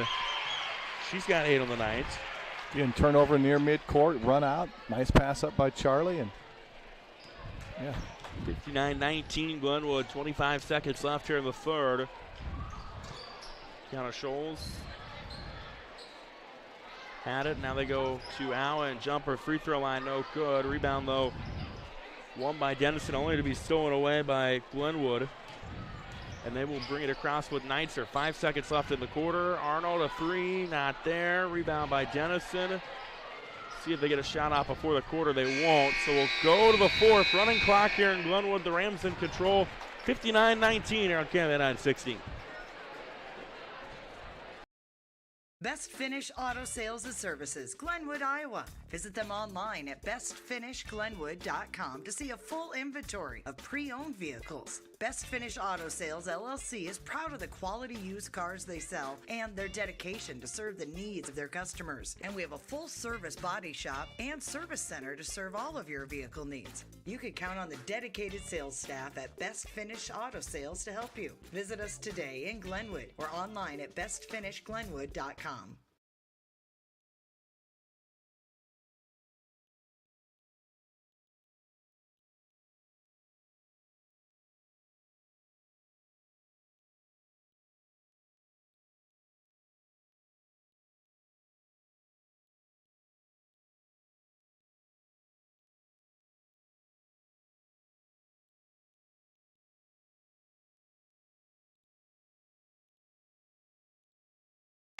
Well, we go to the fourth here in Glenwood of this Hawkeye 10 girls basketball battle, and the 4A number 2 ranked Rams all over their Hawkeye 10 counterpart Denison-Schleswig. 59-19. We are at running clock. Brian, it has been a 22-8 quarter, a 25-9 quarter, and then a 12-2 quarter just moments ago for Glenwood. Yeah, I mean, obviously with the running clock, you're not going to get as many touches and possessions, but, only allowing 2 points, that's probably what Coach Rasmussen is pretty happy about in that third quarter. Looks like Glenwood starters on the floor to start the fourth quarter. Abby Hughes will walk it across. Now Cameron Crouch back to Hughes. Pass a little behind her. She chases it down. Off a deflection, and Hughes will set up the offense to Camden. Back to Hughes. Hughes to Crouch. Pass a little behind her. She hauls it in into a double team is Crouch. So bounce pass back out top to Hughes. Now left side Camden, who's got 28 tonight. Back to Crouch. Goes right back to Camden. A three for her, not there. Rebound, fought for on the floor. Crouch has it. Hughes got it. And then it's stolen away by Meyer. So they're going to say jump ball. It doesn't matter. It's going to Denison anyway if that was a jump ball, and it was. So the Monarchs get possession. Madison maybe looking to see if she can hit that 30-point mark. That would have been it right there on that three. 28 already tonight. 23 of which came in the first half. Gets a steal there. She might be pushing that double-double on the steals too, Trevor. Hughes to Camden. I'm not great at keeping track of official steals, so I'd have to double check. But here's Camden, a three from her. That time gets her into 30 with 31 as it goes down. It's now 62-19. I've got her with 6 steals. I'm sure I've missed a couple. So 31 points nonetheless. Here's a three from Kiana Scholes. It's good. I like that. Good set right there. Good quick release, good pass. Nice to see Schultz getting the three. 62-22, 6:20 remaining in this one. Hughes, left side Camden. When you're hot, you shoot. Camden makes another one, nothing but net. She's got 34. Get to 34 pretty quick when you make a lot of threes, don't you? In layups. 65-22, Glenwood on top. Now see how long they keep their starters in. Is Sonic's an underhand shot from her, no good. Rebound punched around, chased down by Scholes. Then almost stolen by Hughes. Scholes gets it back to Broderson. Broderson drives in, bounce past Slater. Slater contested shot, no good. Rebound though, won by Slater. Goes up, draws the foul. And Hannah Slater is the leading scorer for Denison tonight with 8 points. He'll go to the free throw line. We've got a pretty intriguing second game coming up tonight, don't we, Trevor? Boys game coming up in a little bit. They played earlier this year. It was a 78-70 Denison-Schleswig overtime win. Glenwood was without their leading scorer, Caden Johnson, in that game. It's just moments ago. Denison knocks down that free throw with Slater. They'll make some substitutions. Denison had a tough non-conference game last night. Played one of the better teams in Southwest Iowa, didn't they? Yeah. Suffered a tight loss to HSTW. Team that's priming for a postseason run in Class 1A. Slater misses a free throw, gets the rebound, and gets the putback on a layup to give her 11. 65-25, 5.5 to go. Here's Camden. She'll shoot another one. That time it's no good. Jones rebound and putback is there, though. Well, again, long rebound. You know, that time it come out, and Kennedy Jones, nobody boxed her out, and she cleans it up. 67-25. Jones with 4 now. 5:15 to go in this one. There's a three. Meyer pushes that one short. And Jones will just let it go out of bounds back to Glenwood. And Lauren Rowenfeld will check in on the Glenwood sideline for Cameron Crouch. With 4:58 left. 67-25. The Rams looking every bit the part of the number 2 ranked team in Class 4A. It's Crouch back to Camden. Rowenfeld, long pass Hughes. Hughes to Camden. Swings it right back to Hughes. Drives inside the lane. Double team will make the pass to Jones. Long pass out top Camden. Another three from her. That time in and out, no good. Rebound and put back again. This time Grace Neitzer gets the board in the bucket. Yeah, nobody boxing out of the Monarchs. Neitzer slides right in and gets the 5. 69-25. 4:15 to go in this one. Sonicson makes the pass to Slater on the baseline. Slater gets the roll. She's got 13. Looks like a hockey line shift here. 5 new Glenwood girls coming in here on the next dead ball, Trevor. 69-27. Camden in the lane. Got bumped. Loose ball on the floor. Neitzer got it back. Now Hughes drives in. Kicks out. Rowenfeld. 3. Wide of everything. And the rebound won by Meyer for Denison-Schleswig. Under 4 to go in this one. Loose ball, and Allen gets it back. Drives in, bounce pass, and to Sonicson, who draws the foul, and she'll go to the line. Well, a couple good things for the Monarchs. Second half, they did a better job, I think, trying to feed their post girls on the inside. And like I said, Coach Mitch knows that's going to be something they're getting ready for. A Crescent team, like I said, that's your season. You know, you win, you advance on. If not, your season's over. First one from Sonicson, no good. Yeah, that's a very interesting matchup. They played an overtime classic earlier on this year that Denison-Schleswig was able to win. And Glenwood, of course, first round bye. They'll wait the winner of Lewis Central Carroll. Yep. And that'll be next Saturday here in Glenwood. Either a team that, you know, they don't really know. I mean, I wouldn't say they don't know a ton about with Carroll, what they haven't seen. And Lewis Central, of course, you know, yep. Of course, Hannafin's, you know, even though Glenwood, you know, handled the Titans pretty handily this past Tuesday, but hey, it's tournament. We saw what happened in volleyball, didn't we? Yeah, we saw that. Lewis Central getting the upset there. But, you know, Brian, you look at, you know, Glenwood's potential first-round matchup. As we got time on the floor, we'll keep it here on KMA 960. You get a Carroll team that, I mean, you're familiar with Carroll because in today's age, you can get familiar with teams. You probably don't know a ton about them. Or a Lewis Central team where there'll be no secrets. Right, and if you're always leery of a team that comes in really like a Lewis Central that you played recently, and they don't have anything to lose. It's right. Always kind of a dangerous feel because Glenwood's got high aspirations coming off last year's 4A runner-up. They lost in a close game to Ballard Huxley. Ballard no longer in 4A, they're 3A, so there's going to be a new champion no matter what. And you have those high aspirations to get there, so that there's a little extra added pressure, Trevor, of we don't want to slip up, and that gives that other team a chance. But Glenwood comes out like they did tonight and puts some distance early. It's going to be a tough red road to sled for anybody. And I think Class 4A, when you look at it, I think it's wide open. With Glenwood and Bishop Heelan. I got Dowson and Grimes. North Polk. Cedar Rapids Xavier's been a team too. It's talked about a lot. When you get to the state tournament this year in 4A, your 1-8 matchup is just as good as your 4. I mean, and it's all about the matchups down there, isn't it, Trev? It's fun to watch, and it very much is. 3.5 left. Glenwood basketball coming out of timeout. New set of faces on the floor. Kate Hughes had it for a moment. Then Danica Arnold gets it. They'll swing around the perimeter. Hughes back to Arnold. Like Naya Nenfito in there, number 21. In the lane with it was Lauren Hughes. It's stolen away, though, by Whitley Allen for Denison, and then a bump foul. That's going to be called on Hughes with 3:02 remaining in this game. Clock will continue to run because it's not a shooting foul. 16 foul on Glenwood, though, so any more would put Denison at the line for the final 3 minutes. Scholes to Allen. In the lane. Inman runner too strong. Rebound by Danica Arnold.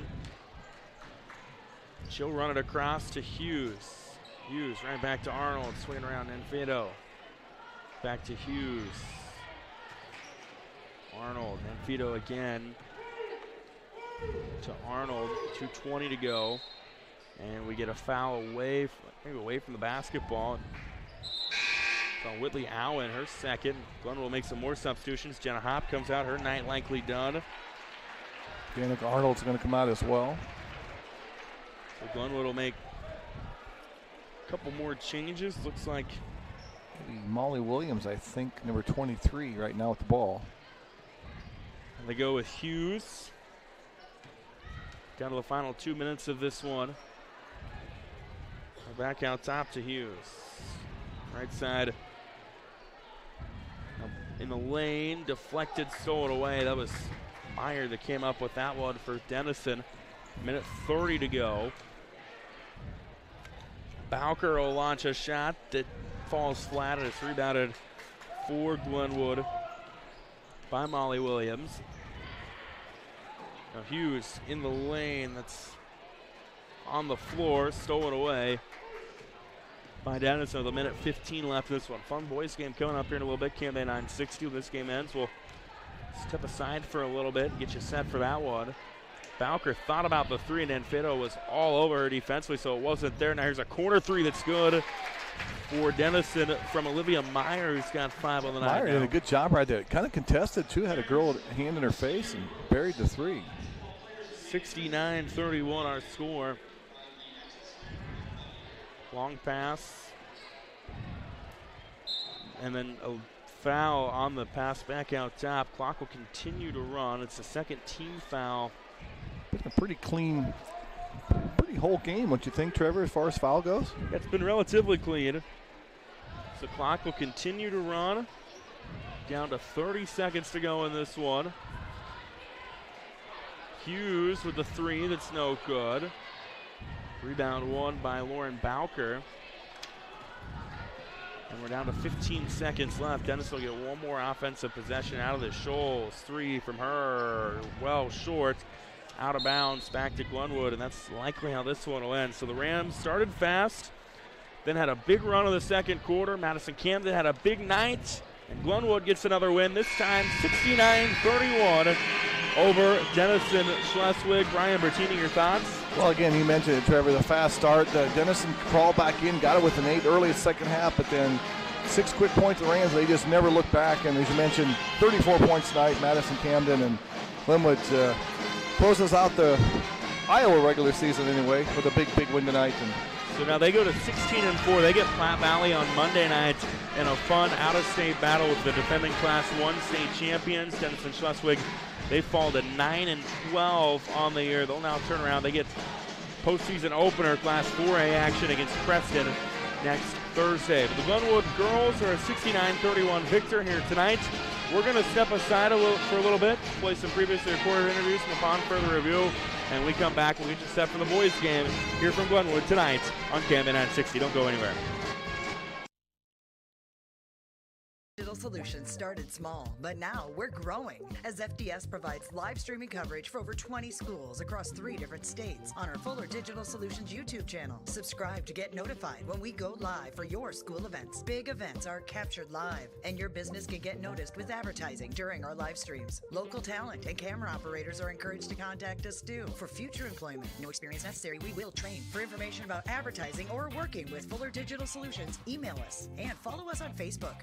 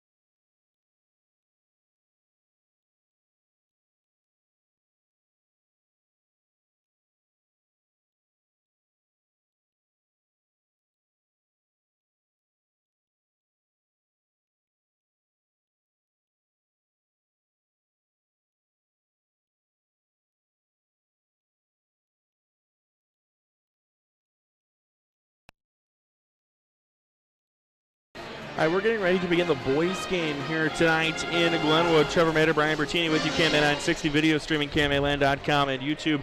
Thanks to our partnership with Forward Digital Solutions. Thanks to John Lee for running the camera here tonight, making this broadcast possible. It's Glenwood and Denison-Schleswig in a Hawkeye 10 conference nightcap. We saw the Glenwood girls pick up a dominant win in the first one, 69-31, and now we'll see how the boys' game goes. Glenwood 10-8 of the year, Denison-Schleswig 11-9. On the season. Brian Bertini, they played a game earlier this year. They needed 5 quarters to decide a 78-70 Denison-Schleswig win in that one, although it's important to note in that game Glenwood was without their leading scorer, Caden Johnson, who is in the lineup tonight. So fun one on the docket. Yeah, and Denison's coming off a couple losses too, Trevor. They lost to Boone Monday night 57-45, and then a really good HSDW team, That's no concession there because they've been beating about everybody. They lost that one 60-54. So I think Coach Derek Fink's kind of wanting to know, hey, what team am I going to get tonight? The team that kind of struggled a little bit offensively against Boone, only getting 45, or are they going to be able to put up the 70 or 78 they had against the Rams back in December? Yeah, they've suffered 5 losses in a row. You mentioned those losses to Boone and HSTW. Before that, losses to Carroll, losses to Atlantic, teams they very well could run into again in sub-state action. Meanwhile, Glenwood, been kind of an up and down year for them. I tell you what, they have been, if nothing else, they've been entertained. They've been in some games. So they had a 1-point win over Clarinda not long ago. They took Lewis Central to overtime. They had an overtime win over St. Albert earlier this year.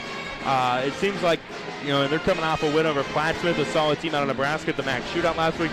It seems like the Rams, if nothing else, don't lack for entertainment. No, and I think we touched on it before our broadcast. They got the potential to, get on a little bit of a run. I mean, they're kind of an unknown factor. I think Coach Kurt Schulte really doesn't know what kind of team he's. I mean, he played, 18 games already, but you're still not quite sure what you're going to get. But I think if they stay out of foul trouble, they can get some perimeter scoring other than Caden Johnson. They can hang with about anybody. Starters tonight for Denison-Schleswig under the tutelage of head coach Derek Fink. They're going to go with Luke Weavers, Matthew Welts, Jackson Wessel, Carson Sinchins, and Lance Arkfeld. For Glenwood, it's Caden Johnson, Jamie Fritz, Tommy Johnson, Zach Kelsey, and Logan Eckhart. Brian, as we get ready to begin this game, what are some things you're keeping an eye on here tonight? Well, I think both teams need to stay out of foul trouble early, Trevor. Glenwood's not terribly deep, and I don't think the Monarchs are as well. The height size, I think Glenwood's got to make sure that they don't allow second chance points to some of the guys inside for the Monarchs. Going to be fun to keep an eye on here tonight. Again, Glenwood, Denison-Schleswig. We've got tournament trail coverage on the other station tonight. KMA up at 99.1. Ethan Hewitt is in Tabor, Essex, Fremont Mills, Class 1A first round action. That one should be starting here soon.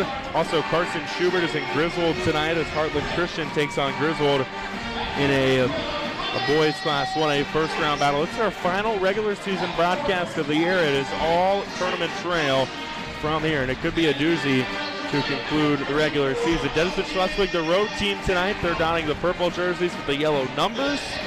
Glenwood, the home team, they've got the white jerseys with the gold numbers. They're under head coach Kurt Schulte.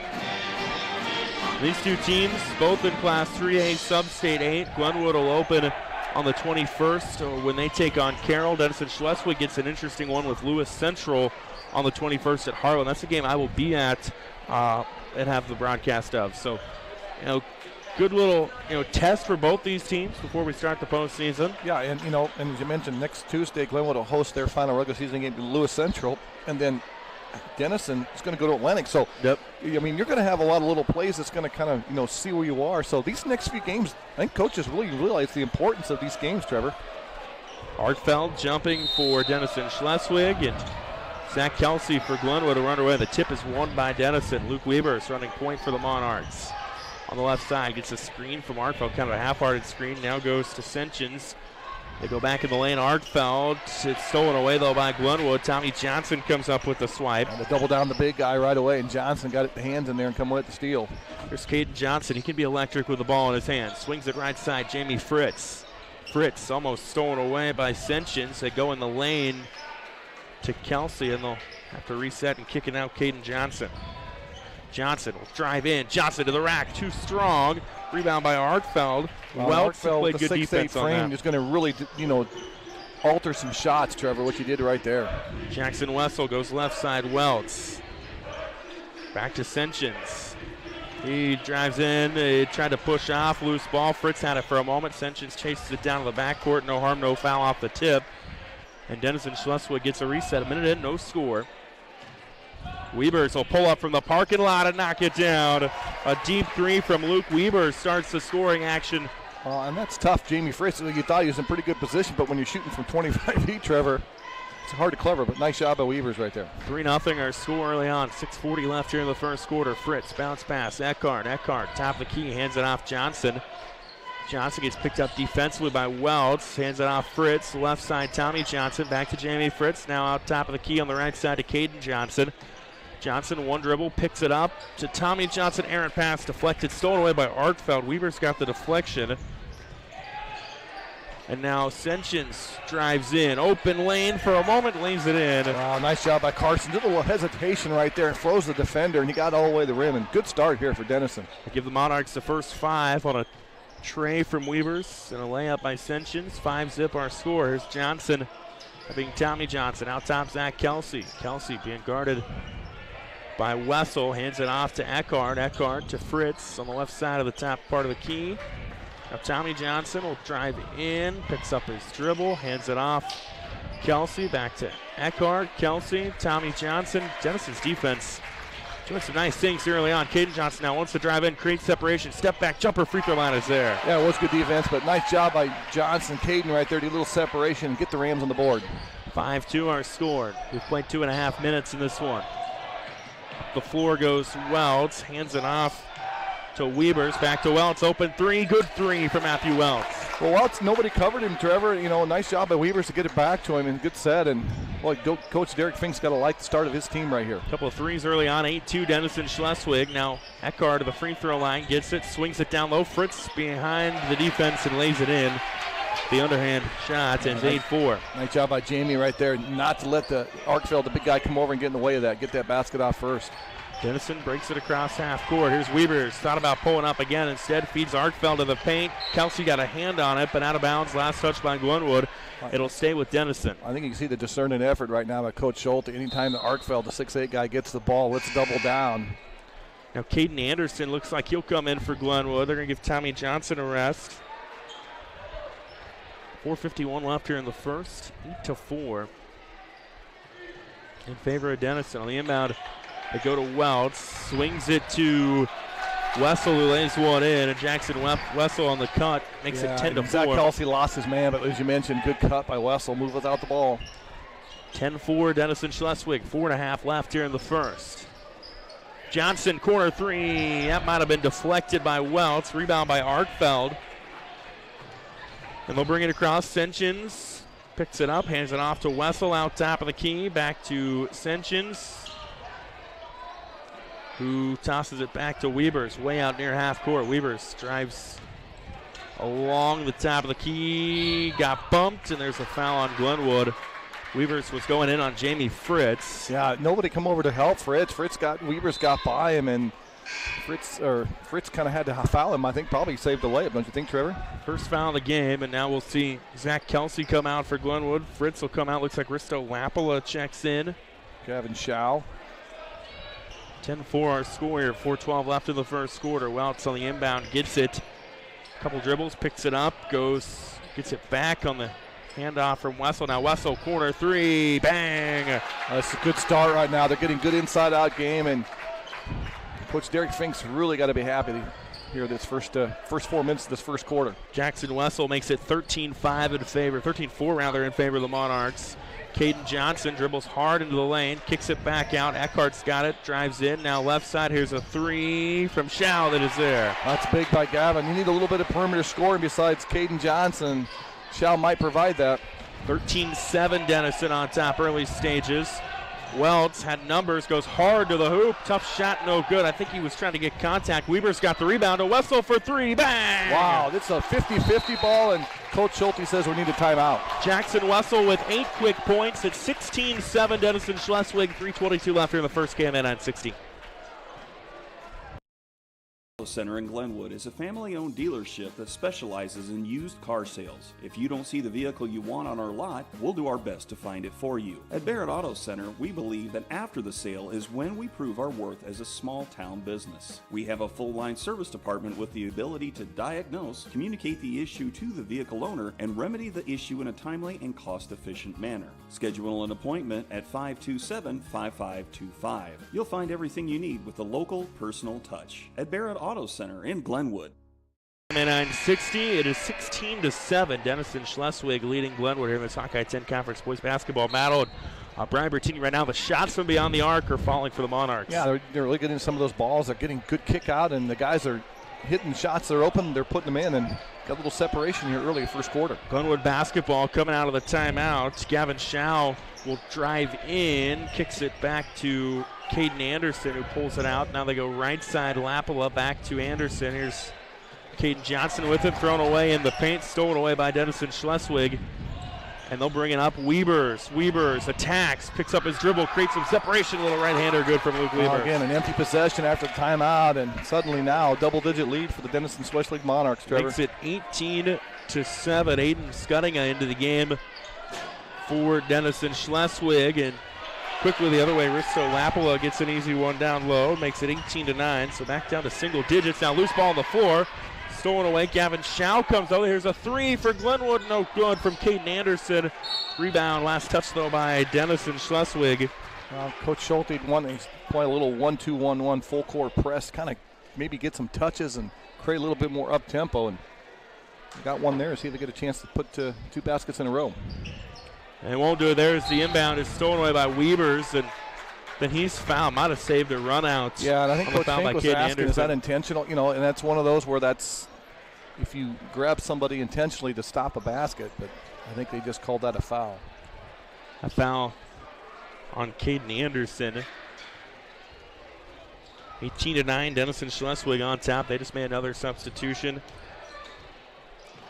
Here's Senchins back into the game, hands it off to Scudinga.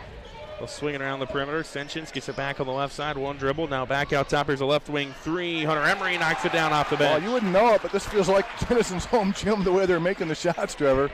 Hunter Emery comes off the bench, knocks down a tray. It's 21-9. That's the fifth three for Denison in this quarter. Still 2 minutes left in the frame. Schau will launch a three that's there. Well, he's got the two guy of those. The offense, yeah, he's hit some big threes. He's keeping Glenwood here kind of close. It's now 21-12 in favor of Denison. 1:40 left here in the first quarter. Emery came off the bench a moment ago. He'll launch another one, and that one's good. Well, that's what you do. You answer, and you see coaching staff at Glenwood not happy. Somebody left him alone, and, well, he's making him pay the price. Emery kind of hesitated for a moment. He said, you know what, you leave me this open. I got to take it, and he knocks it down. Back-to-back for him. 24-12. Glenwood trying to answer the other way. Eckhart contested long two. No good. Rebound one before Denison by Aiden Scudinga. And they'll go the other way. Welts drives in, had it poked away for a moment. Loose ball on the floor, stolen away by Glenwood. Here's a run out. Caden Johnson, two defenders trailing. Johnson lays it up and in. That's a big basket. Lepala got it to Johnson quickly, avoided the tie-up. 24-14, under a minute to go. And then Glenwood on the double team on the inbound to Welts. Fouls. Lapala and Johnson were both there. The guilty party was Caden Johnson. And, you know, that's one of the risk rewards. If you're going to press a little bit and get aggressive, you can pick up some fouls. And you've got to make sure you don't get in too much foul trouble, Trevor, because that can kind of slow the game down and take away what you're trying to do. Grant Von Essen comes in for Glenwood. 48 seconds left here. The first 24-14, Denison on top. They've hit 6 threes in this quarter. Welts drives in, bounce pass, and laying that one in. Getting behind the defense for Denison was number 13, Gavin Hipner. Well, that's big because you have to protect the perimeter the way the Monarchs are hitting it. Hipner did a nice job on that entry pass. Looks like Rams going to hold for the last shot here, Trevor. That might not be a bad idea. 25 seconds left. Well, they'll get the ball to start the quarter if there's not a jump also. I think Coach Schulte kind of looking for that all-important 2-for-1. Yeah, Johnson slowing things down out top. 12 seconds left in the frame. Now Johnson will drive in with 7. Got fouled by Welts as he wanted to attack. 6.3 on the clock. Not a bad foul by Wells in a sense. That, you stop that momentum and have to reset everything. And sometimes fouls at the right time like that. Not a bad play, is it? Well, his second team foul on Denison in this quarter. Shaw will inbound. He goes to Johnson. Johnson with 5. Johnson with 3 now. Drives in. Contested jumper from him. Wide. And the rebound by Welch as the quarter ends in a 26-point first frame for Denison-Schleswig. Gives him a 26-14 lead as we go to the second quarter on KMN on 60. Jones financial advisor in Glenwood is Matthew Portray. Why work with a financial advisor? Life is about living, and achieving your financial goals lets you do it on your terms. A dedicated financial partner can help bring you closer to the future you see for yourself. And Matthew understands that reaching financial goals is a journey. He's in it with you for the long haul, coaching you every step of the way. Contact Matthew Portray at Edward Jones Glenwood office today, 712-527-3520, and learn more at edwardjones.com. Best Finish Auto Sales and Services, Glenwood, Iowa. Visit them online at bestfinishglenwood.com to see a full inventory of pre-owned vehicles. Best Finish Auto Sales LLC is proud of the quality used cars they sell and their dedication to serve the needs of their customers. And we have a full-service body shop and service center to serve all of your vehicle needs. You can count on the dedicated sales staff at Best Finish Auto Sales to help you. Visit us today in Glenwood or online at bestfinishglenwood.com. Well, we go to the second here in Glenwood, the Hawkeye 10 Conference Boys Basketball Battle. Denison-Schleswig hit 6 threes in that first quarter. Brian Bertini to take a 26-14 lead into the second. Well, and I think it was when they hit him too, Trevor. Every time Glenwood looked like they might chip a little closer, they answered and they found ways to get the ball, keep it alive. And asked Coach Derek Fink, hey, you'll take 26 points first quarter? Yeah, put you on pace for 104. You'll take that anytime. It's Glenwood basketball. To start the second quarter, Caden Johnson wants to drive in on Carson Senchins. Little turnaround shot from Johnson, no good. Missed it, but Lapala gets the rebound. Grant Von Essen, rather. Well, good aggressive job by Von Essen. That's a huge offensive board right there. Makes it 26-16. Now Welts to Senchins. Senchins has an open path, drives, and then that left Arkfeld open. He misses a shot. Von Essen I think gets the Arkfeld rebound. tried to draw contact. I think if he went up, he had a layup. The other way, laying that one in for Glenwood was Lapala.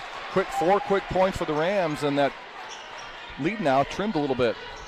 26-18 our score. First 4 of this quarter have gone to Glenwood. Now they had Welts trapped for a moment, but he finds Senchins. Well, and you got to figure, too, for Coach Schulte, they're not going to continue to shoot at a high clip, 6-3. So you got to get back and play good half-court defense. Senchins gets it back, now gets the screen. Goes right side, now gets it back on the right wing. Over in the corner with it, Welts. Welts trying to swing it down low to Arkfeld. It's off the foot of Caden Anderson, out of bounds. Stays with the Monarchs. So I guess Coach Schulte's happy. They got that 4 quick points. Didn't let the lead get a little bit bigger, Trevor. They've cut into it. The inbound Weavers right to Arkfeld, draws the foul, and Lance Arkfeld will go to the line with 2 free throw opportunities coming his way. It was a nice pass by Weavers. He waited till Arkfeld got into a spot he could get the ball, and even though he didn't get the basket, he's going to get 2 free throws coming up. Arkfeld, just a 49% free throw shooter. On the good side of the average that time. You wouldn't know it by that one, would you? No. Which means this one might not look so pretty, but every point's huge right now for Coach Derek Fink.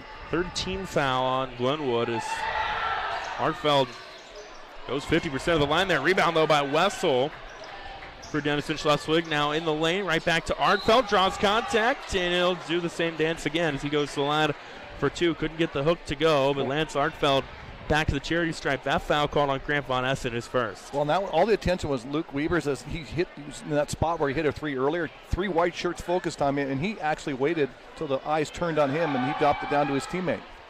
Arkfeld again knocks down the first one. 28-18, back to a double-digit lead for Denison-Schleswig. A good unselfish play by Luke, right? And to recognize that you got an opportunity to get the ball near the basket. The next one from Arkfeld there as well. That's huge right there to convert on that and pick up 3 out of 4 of the points right there, Trevor. Back up to an 11-point lead, 29-18. Johnson will hand it off right side Caden Anderson. They'll swing it around the perimeter. Schau with it. Step on his defender to the hoop. Underhand layup from him. No good. Rebound tipped around. Won by Wessel. Well, that was altered by Arkfeld, the 6'8 guy. Schau did a nice job, but Arkfeld just got away with that pass. Ascensions drives her in. Turnaround shot. No good. Rebound on the run. Caden Johnson. Johnson wants to go. Glenwood's got numbers. Swings it over in the corner. Schau, a three. They need it. It's not there. Rebound tracked down, though, by Von Essed. And a reset for Glenwood on the offensive board. Schau poked away by Weavers. Gets it back. Now top with it, Anderson. He'll step back, launch a tray. It's there. And then a whistle as well. Caden Anderson makes the triple. We've got Jerickson Wessel maybe have a little bit of blood on the nose right there, so they had to wait until a dead ball. And good officiating right there and make sure he's okay. Hunter Emery comes in. He had a couple threes in that first quarter. He'll come in for Wessel. Glenwood will make some substitutions. Kelsey and Eckhart come back in. Looks like Lapala and Von Essen will check out. 5:49 left here in the half. 29-21 Denison-Schleswig. Weavers. Glenwood tries to trap. They get it across with Emery. Emery in the lane. Arkfeld uses his height to lay one in. That time he had the step. No weak side help, and that was a good press break right there by the Monarchs. 31-21, 5:30 left here in the half. So right now, Denison's kind of weathered that little run, and through about midway this second quarter. Caden Johnson, top of the key, bounce pass Kelsey. Kelsey three, top of the key, left short, off the iron, rebound into the hands of Luke Weavers.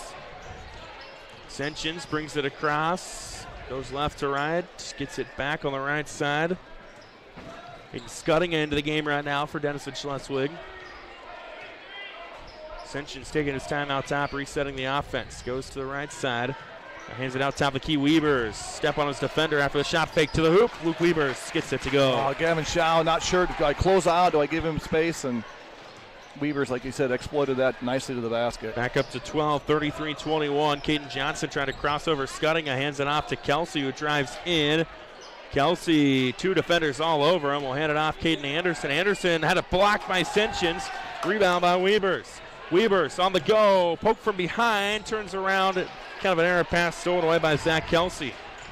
Kelsey to Eckhart. Eckhart had it poked away from behind by Emery, but they'll say it stays with Glenwood. That was a nice defense by Emery. That might have saved the layup. Eckhart had really nobody there in front of him, but now Jamie Fritz will come back in. Gavin Schau gets a rest for Glenwood. 4:26 left in the half, 33-21 Denison-Schleswig.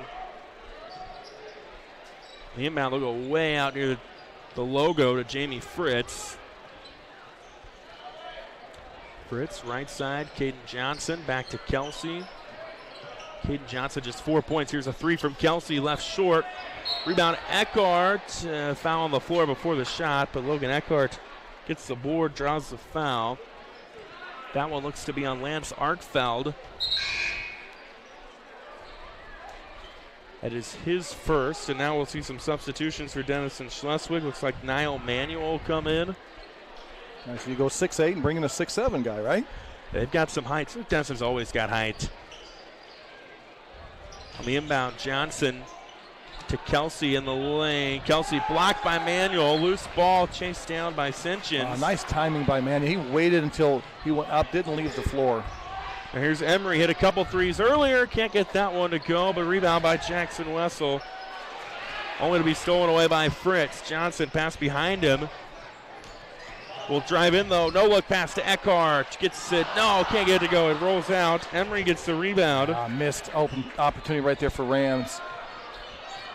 That's the ones you got to have, Trevor, if you're going to cut in this lead.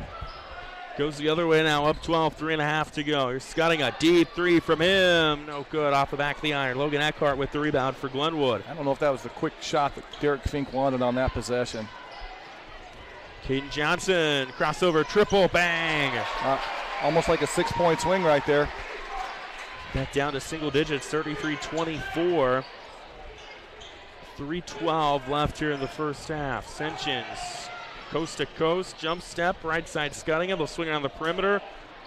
Now Wessel with it on the left side, being guarded by Johnson. Back to Ascensions, top of the key, being picked up defensively by Kelsey. Two defenders come up. He doesn't matter. He dribbles through him. He lays it in, and it's good. A little contact, but Ascensions, nice job to absorb it, and most importantly for Monarchs, get the basket. 35-24. Johnson spins around a defender, will kick it back out.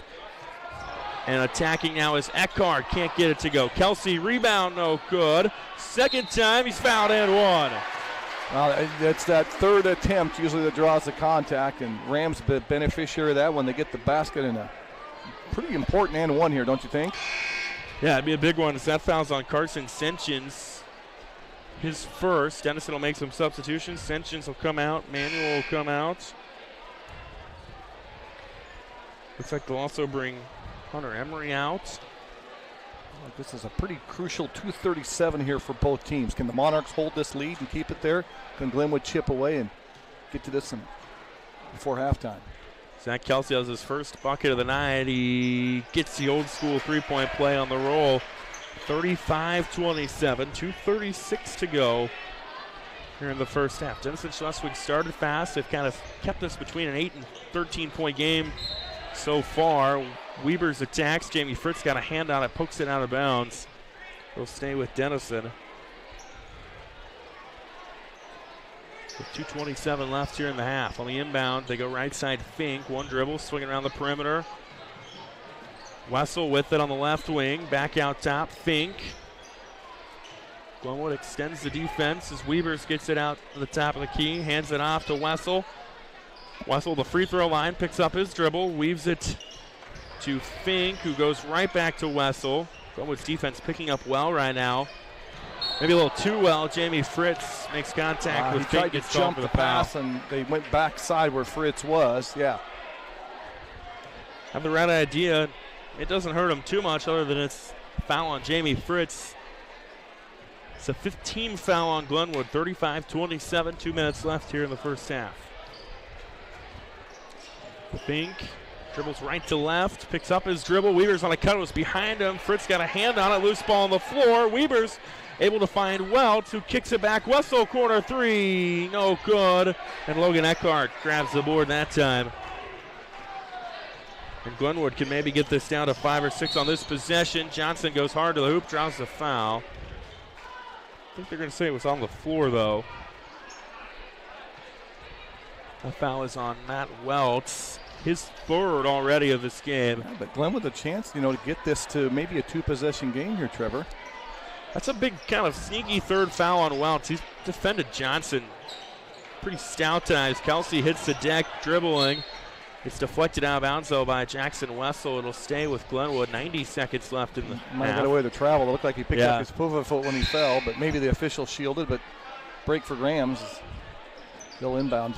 Kind of an awkward angle there to inbound, Trevor. Now Coach Derek Fink will pull Welch out, bring Carson Senchins in. Again, Welch playing good defense tonight with 3 fouls. On the inbound, Glenwood goes left side. Kelsey, who's pulling it way out to Johnson near half court. Pretty good performance, don't you think, tonight from the Monarchs' first half here defensively? Yeah. Like I said, Caden Johnson had only 4 points for that 3 just a few minutes ago. Still only 7 for him. He's got it out top right now. 1:10 left. He'll launch a 3. It's no good. Rebound, though, won by Tommy Johnson, and then a whistle and a foul on Denison. It'll be their 16th foul. Might be on Weavers, I think. Survey says it was actually on Jake Fink, his first. Denison will make another substitution. They'll bring Arkfeld back in. 16 foul on the Monarchs, so the next one we'll put the Rams line for a 1-and-1. 1:05 left here in the half. Denison's led by as many as 12. Right now the lead is 8. Johnson with it out top. Minute to go. I think Glenwood's going to slow things down. Or maybe not. Johnson to the hoop. Contested shot. Can't get the bounce. And a foul on Glenwood on the rebound attempt. That was a good box out right there. Johnson got pretty deep in the lane, Trevor. That was a tough shot. Logan Eckhart, the guilty party, his first. Now Fink will come out for Denison-Schleswig, and they'll bring Hunter Emery back in. Now, chance here. Does Monarchs maybe 45 seconds hold for the last shot? I think it's worth a thought. Senchins drives in, pulls it out to Wessel. Throw behind Wessel. He gets it back. Now back to Wessel. 30 seconds left in the half. Here's Senchins being guarded by Johnson. He's going to pull it out, and I think they are going to play for the final shot. Yeah, now. I mean, worst case, maybe go up 8. Maybe get lucky, go double digits. Senchins being guarded by Johnson. 20 seconds left here in the half. Picks up his dribble. Left side Wessel hands it back to Weavers, way out near the top of the key. 10 seconds left here in the half. Weavers goes behind the back, creates separation. 3 from him, bang! Luke Weavers with some wizardry knocks down the 3 now. Johnson the other way. Tough 3 at the horn. It's short. And it's a 38-27 Denison-Schleswig lead as we go to the break. Luke Weavers with a big triple. Gets him into double figures. He's the first of the night to do so with 10. Halftime coverage coming up here in a minute. Came in on 16. Best Finish Auto Sales and Services, Glenwood, Iowa. Visit them online at bestfinishglenwood.com to see a full inventory of pre-owned vehicles. Best Finish Auto Sales LLC is proud of the quality used cars they sell and their dedication to serve the needs of their customers. And we have a full-service body shop and service center to serve all of your vehicle needs. You can count on the dedicated sales staff at Best Finish Auto Sales to help you. Visit us today in Glenwood or online at bestfinishglenwood.com. Digital Solutions started small, but now we're growing as FDS provides live streaming coverage for over 20 schools across 3 different states on our Fuller Digital Solutions YouTube channel. Subscribe to get notified when we go live for your school events. Big events are captured live, and your business can get noticed with advertising during our live streams. Local talent and camera operators are encouraged to contact us too. For future employment, no experience necessary, we will train. For information about advertising or working with Fuller Digital Solutions, email us and follow us on Facebook. The ASE certified technicians at Glenwood Collision Repair for your auto body repair needs. From hail damage repairs to complete repairs, we can handle it all with ease. Take a look at some of the photographs on our completed auto body repair projects. We offer a limited lifetime warranty on repairs. Our staff has more than 20 years of experience, so get in touch with us today. 712-527-9000, online at glenwoodcollisionrepair.com, or stop in and visit with us.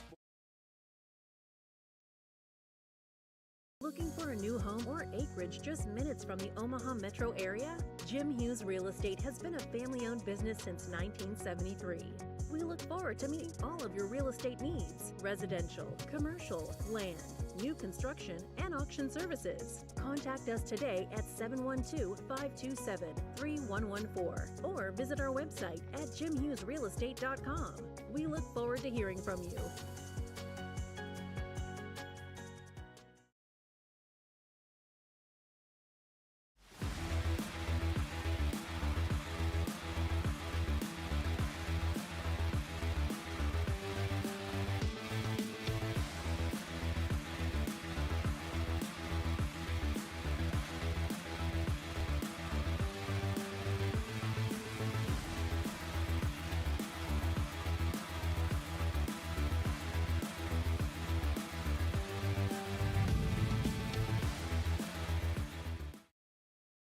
Quarter, he didn't gain anything. And the Monarchs, I think, come out in the second half with the ball. Yeah, so it'll be fun to keep an eye on that. Luke Weaver's leading all scorers right now with 10 points for Denison-Schleswig. Hunter Emery came off the bench, dropped a couple of threes. He's got 6 on the night. Carson Senchins with 4. Jackson Wessel, kind of a quiet 8 points for him. So they're doing it. It's not just one guy step up and knocking down threes. They're having a lot of different dudes do it. Caden Johnson, 7 points for Glenwood. Gavin Shaw with 6 right now for the Rams. Halftime coverage here in Glenwood. We're going to step aside, get you an ABC News update. When we come back, we'll have the second half of Denison-Schleswig, Glenwood, boys basketball on KMN 916.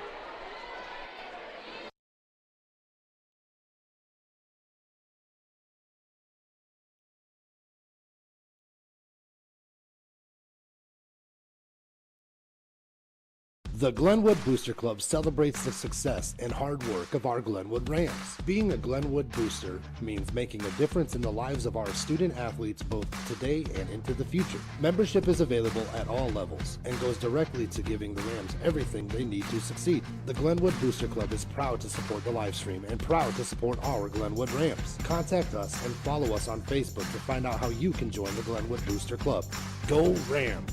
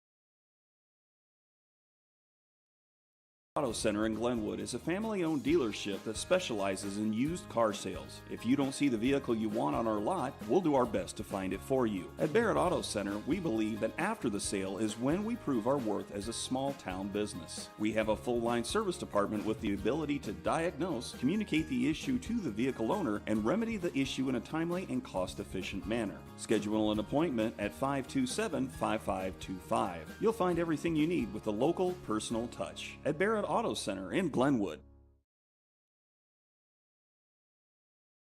Jones financial advisor in Glenwood is Matthew Portray. Why work with a financial advisor? Life is about living, and achieving your financial goals lets you do it on your terms. A dedicated financial partner can help bring you closer to the future you see for yourself. And Matthew understands that reaching financial goals is a journey. He's in it with you for the long haul, coaching you every step of the way. Contact Matthew Portray at Edward Jones Glenwood office today, 712-527-3520, and learn more at edwardjones.com.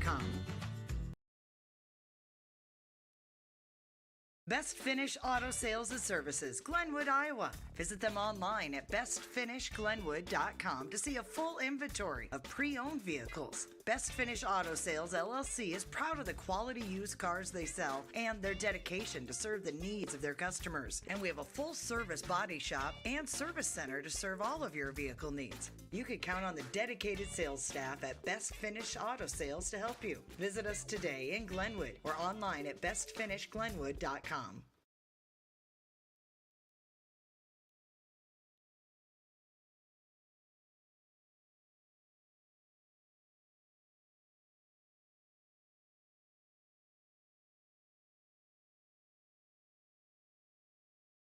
Digital Solutions started small, but now we're growing as FDS provides live streaming coverage for over 20 schools across 3 different states on our Fuller Digital Solutions YouTube channel. Subscribe to get notified when we go live for your school events. Big events are captured live, and your business can get noticed with advertising during our live streams. Local talent and camera operators are encouraged to contact us too. For future employment, no experience necessary, we will train. For information about advertising or working with Fuller Digital Solutions, email us and follow us on Facebook.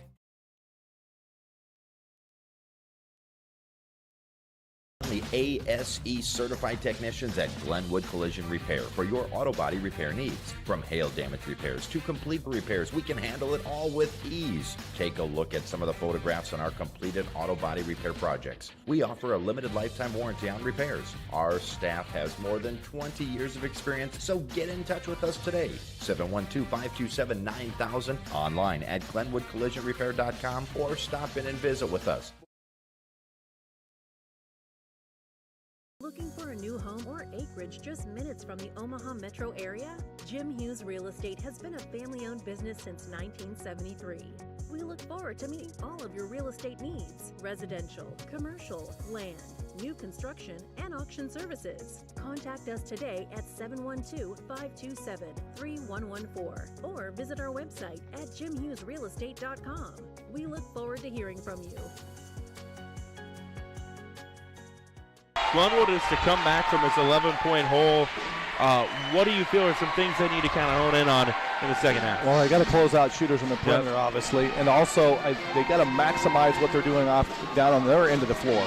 They've got to distribute the ball. Gavin Schau hit a couple threes, take some pressure off, Caden Johnson, and find a way, I think, get to the free throw line, Trevor. I think they got a couple times, but, Logan Eckhart really hasn't touched the ball very much. Jamie Fritz, he's got the potential to put some points on the board. He's been quiet.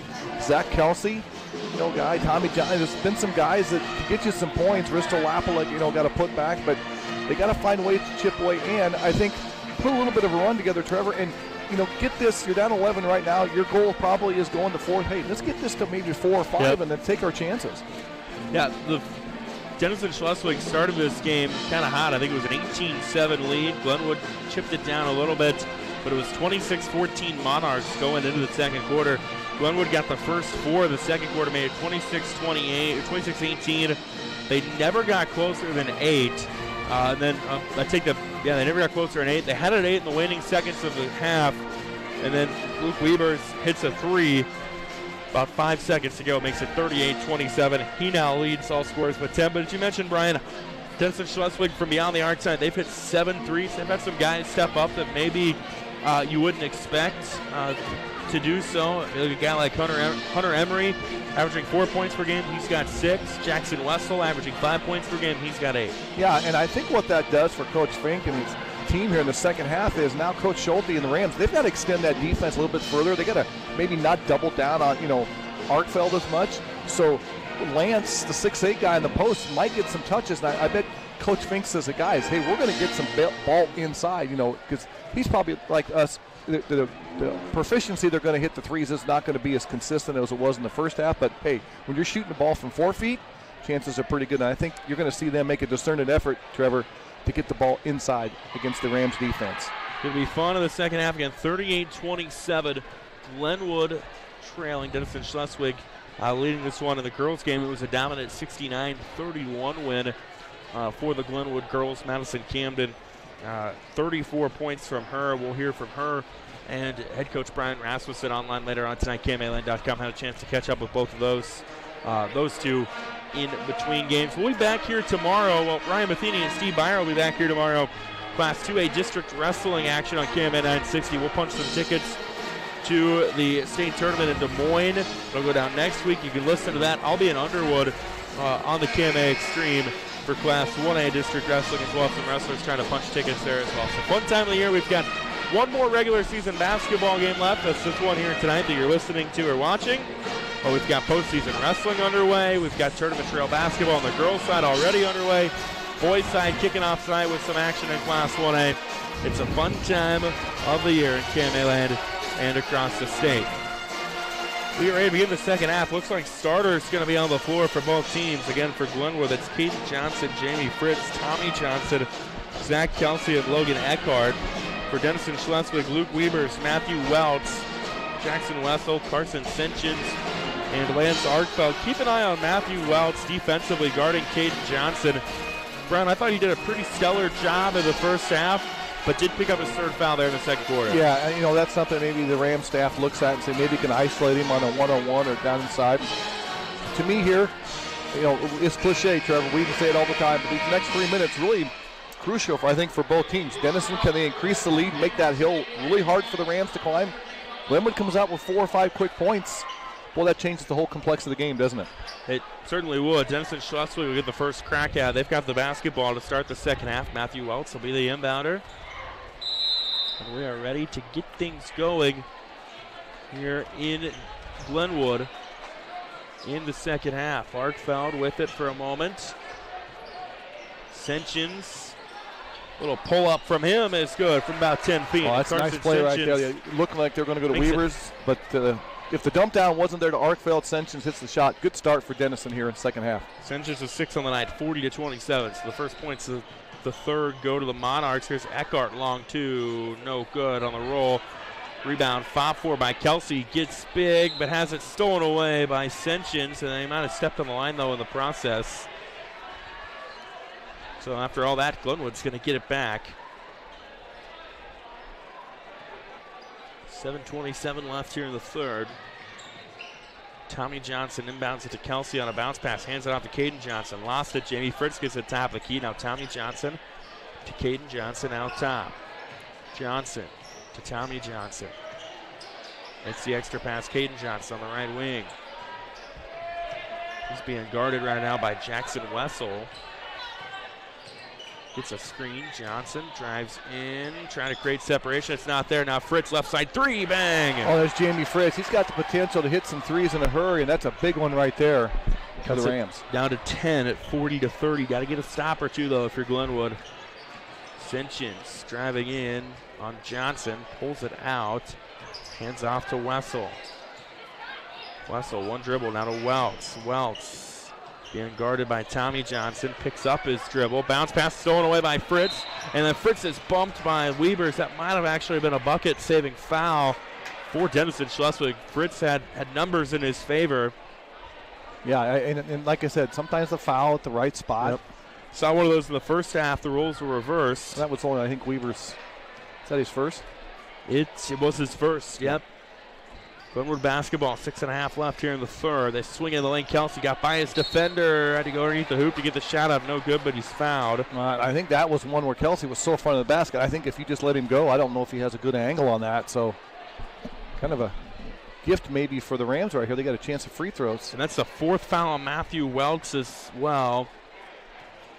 So I imagine Coach Derek Fink will give him a rest. Kelsey knocks down the free throw, makes it 40-31, and he will. And here the Rams have gotten it back under that double-digit thing. It just feels a little different mentally to you, Trevor, to look up and go, hey, it's single digits. Gavin Hipner will come in. Kelsey knocks down both, makes it 40-32. 6:25 left here in the third. Senchins brings it across half court. Senchins, I think, wants a screen. He gets it from Arkfeld. Now Arkfeld will cut, but Senchins still driving in. Got by his defender, gets fouled by Johnson. I think it's going to be on Johnson. He's trying to break free from Caden Johnson, so that's and it is. One thing that Coach Hold's going to watch close, because you don't want him to pick up foul 3 here early in the third quarter, which Coach Fink, that might have been an isolation play for that reason right there. See, they could pick up a foul. On the inbound, Arkfeld, catch and shoot 3. No good from the big man. Hipner gets the rebound. He goes up, gets it to go. That's a big putback by Hipner. He had one in the first half, big basket. He keeps that lead up there near the double digits for the Monarchs. 42-32. Fritz, deep 3, short. Will track down the rebound, though, out top. Bounce pass. Here's a corner 3. Tommy Johnson, no good. And that time, Hipner gets the rebound for Denison-Schleswig. He's had some big moments, whether it be offense or defense right here. So Coach Fink got to be a little happy with his minutes.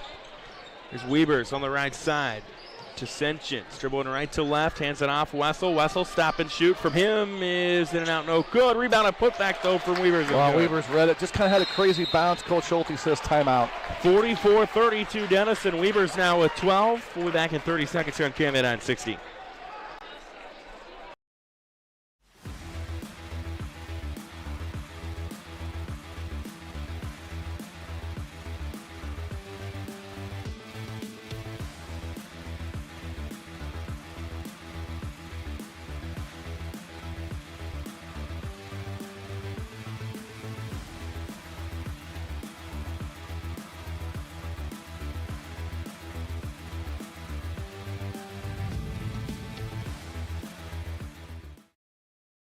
So far here in the third, 44-32, Denison on top, 5:26 to go. Brian, if you're Denison, you're totally fine trading buckets right now. Well, yeah, I mean, it felt like Glenwood gained a little, momentum right there. They got it down to 8-9, and it felt like okay. And then some good baskets, good offensive execution by the Monarchs, and then prompts a timeout by Coach Schulte. Now they find themselves down by 12. Okay, so Glenwood basketball coming out of this timeout. Eckhart hands it off to Caden Johnson. Johnson gets picked up defensively. Errant pass, saved though by Eckhart to Tommy Johnson. Good man-to-man defense here in the half court by the Monarchs. A swing in the lane. Eckhart double team, kicks it out. Tommy Johnson. He'll launch a 3 that is good. They needed that. Yeah, they did. There's a little bit of spacing, I think, by the Rams right there on that possession. 44-35. Denison-Schleswig still leading, back down to single digits. So here's Hipner with it on the right elbow. Hands it out top to Wessel, who will go to Senchins, far right wing. Senchins, deep 3, good 3. Wow. And what do you do for Caden Johnson? I mean, he's 25 feet out there. You can't guard him out there and hope he misses, and he didn't. Shot that one from the parking lot, back up to a 12-point game. Eckhart trying to get big down low, draws the foul. I think that was on Weavers. It was. And that is the second on Luke Weavers. I'm going to say it was on the floor. And Niall Manuel will come in for Arkfeld. He had some good minutes in that first half. Yep, had a block in there. 6'7", gives him some height down low. Now Eckhart goes to work on Manuel. Shot no good, too long. Out of bounds, last touch by Glenwood. He didn't block it, Trevor, but he altered the shot, didn't he? Yeah, I mean, just that frame has the capability of doing that. Denison will bring it up with Weavers. Weavers will pull up from downtown. It's no good. Not anything there. You know what? Hey, we can get that shot maybe 30 seconds into possession, not on the first touch. And it just kind of signaled to, hey, let's be smart. Yeah, I mean, we got a 12-point lead and the ball, 4 minutes. Work a little bit of clock. That shot will come back to you. Now, that's one of those that if he makes, I'm sure there's a different opinion on the sideline from Coach Fink. Now, Eckhart on a cut to the hoop, misses the shot short. Rebound tipped around. Carson Senchins comes up with it for Denison. He brings it across half court. Under 4 left here in the third. Hipner double team, draws the foul going up, and he'll go to the line. Tell you what, Gavin Hipner has been impressive. He's just got good hands. He caught that in traffic and still found a way to get up, and now he's got a chance to get in the scoring column here. And Glenwood will bring some substitutions into the game. It looks like Denison will do the same. As Gavin Hipner at the free throw line on the first one, gets it to go. 13, that's the largest lead of the night. I guess that gives him 5. So, yeah, again, Denison's able to respond every time the Rams have kind of made a little bit of push, Trevor. Denison-Schleswig find a way to kind of get an answer and come in a different way. Threes, baskets inside, or free throws right here.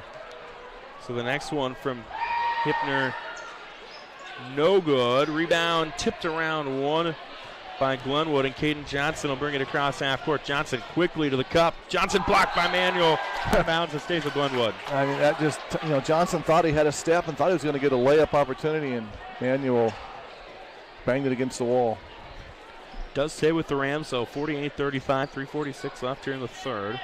Inbound to Eckert. Eckert drives in, kicks out to Caden Anderson, who's back into the game for Glenwood. Anderson gets a screen.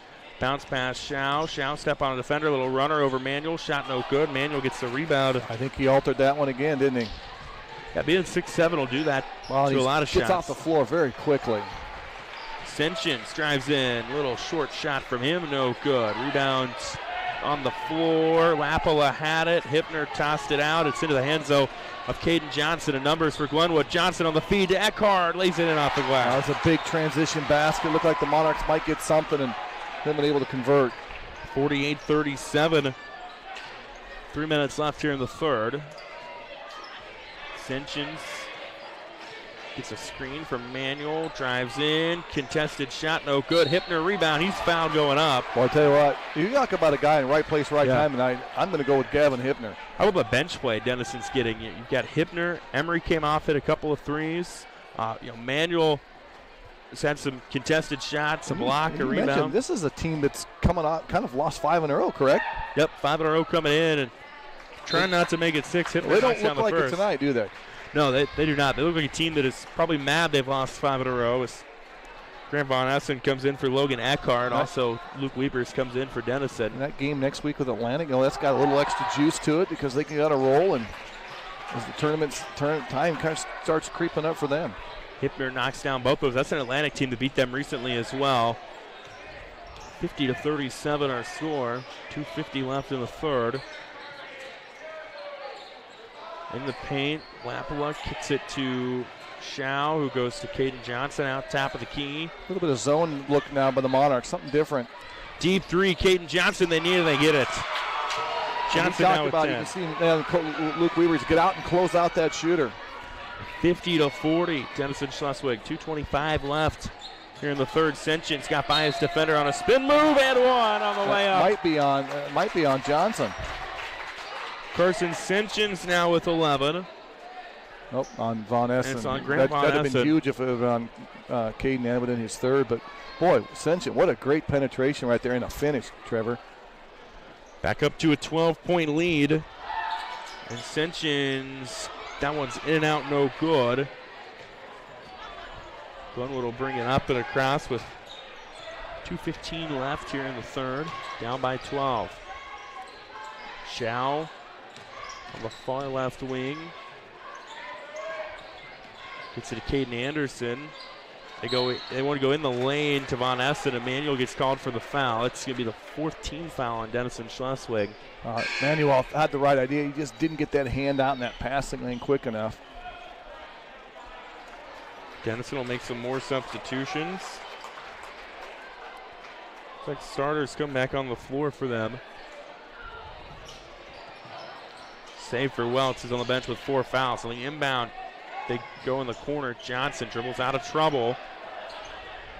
Out near the top of the key, being guarded by Luke Weavers. Johnson drives in, contested 2, blocked from behind by Weavers. Rebound into the hands of Aiden Scudinga. He did. That was a great block by Weavers. Now Weavers in the lane to Arkfeld. Lots of dudes there. Arkfeld misses the shot, gets the rebound, gets another one, and gets it to go. That's just being 6'8", isn't it, Trevor? Couple of boards and then a putback on the third try from Lance Arkfeld makes it 54-40. 90 left here in the third. Just kind of hovered between a 10 and 14-point lead for Denison this whole quarter.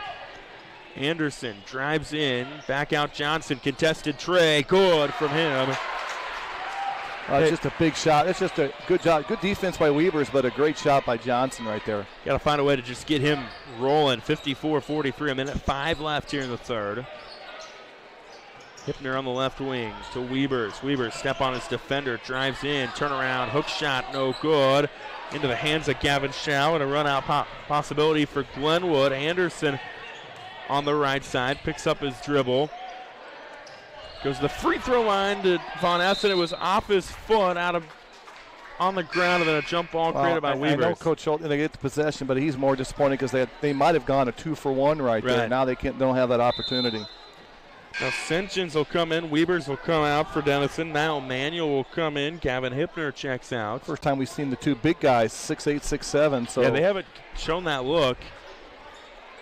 Anderson on the inbound thought about the three, but Arkfeld was there to contest it. Now Von Essen a three, no good. Nobody there to rebound. Shot I think Coach Schulte won. Let's see if Denison wants to do the 2-for-1 look here. Scudding brings it across to Senchins. 30 left in the third. 54-43 Denison. Senchins being guarded by Schau. Pulls it back out. It does look like they're going to take their time. Down to 17. Not out of 14, and Senchins dribbling out near the white line of the Glenwood court. Gets picked up defensively. He'll drive in with 7. Senchins to Wessel. Wessel, stop and shoot 3, no good. Rebound by Schau. He'll just heave one that is well short to end the frame. And we'll go to the fourth. Denison-Schleswig up on Glenwood 54-43. Here on KMA 960 Shenandoah.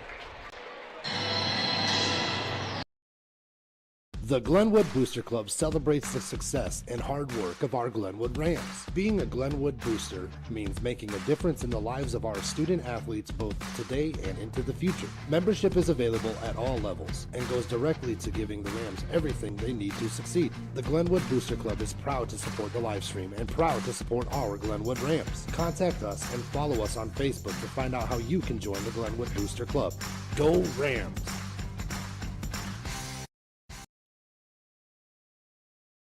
Auto Center in Glenwood is a family-owned dealership that specializes in used car sales. If you don't see the vehicle you want on our lot, we'll do our best to find it for you. At Barrett Auto Center, we believe that after the sale is when we prove our worth as a small-town business. We have a full-line service department with the ability to diagnose, communicate the issue to the vehicle owner, and remedy the issue in a timely and cost-efficient manner. Schedule an appointment at 527-5525. You'll find everything you need with a local, personal touch. At Barrett Auto Center in Glenwood.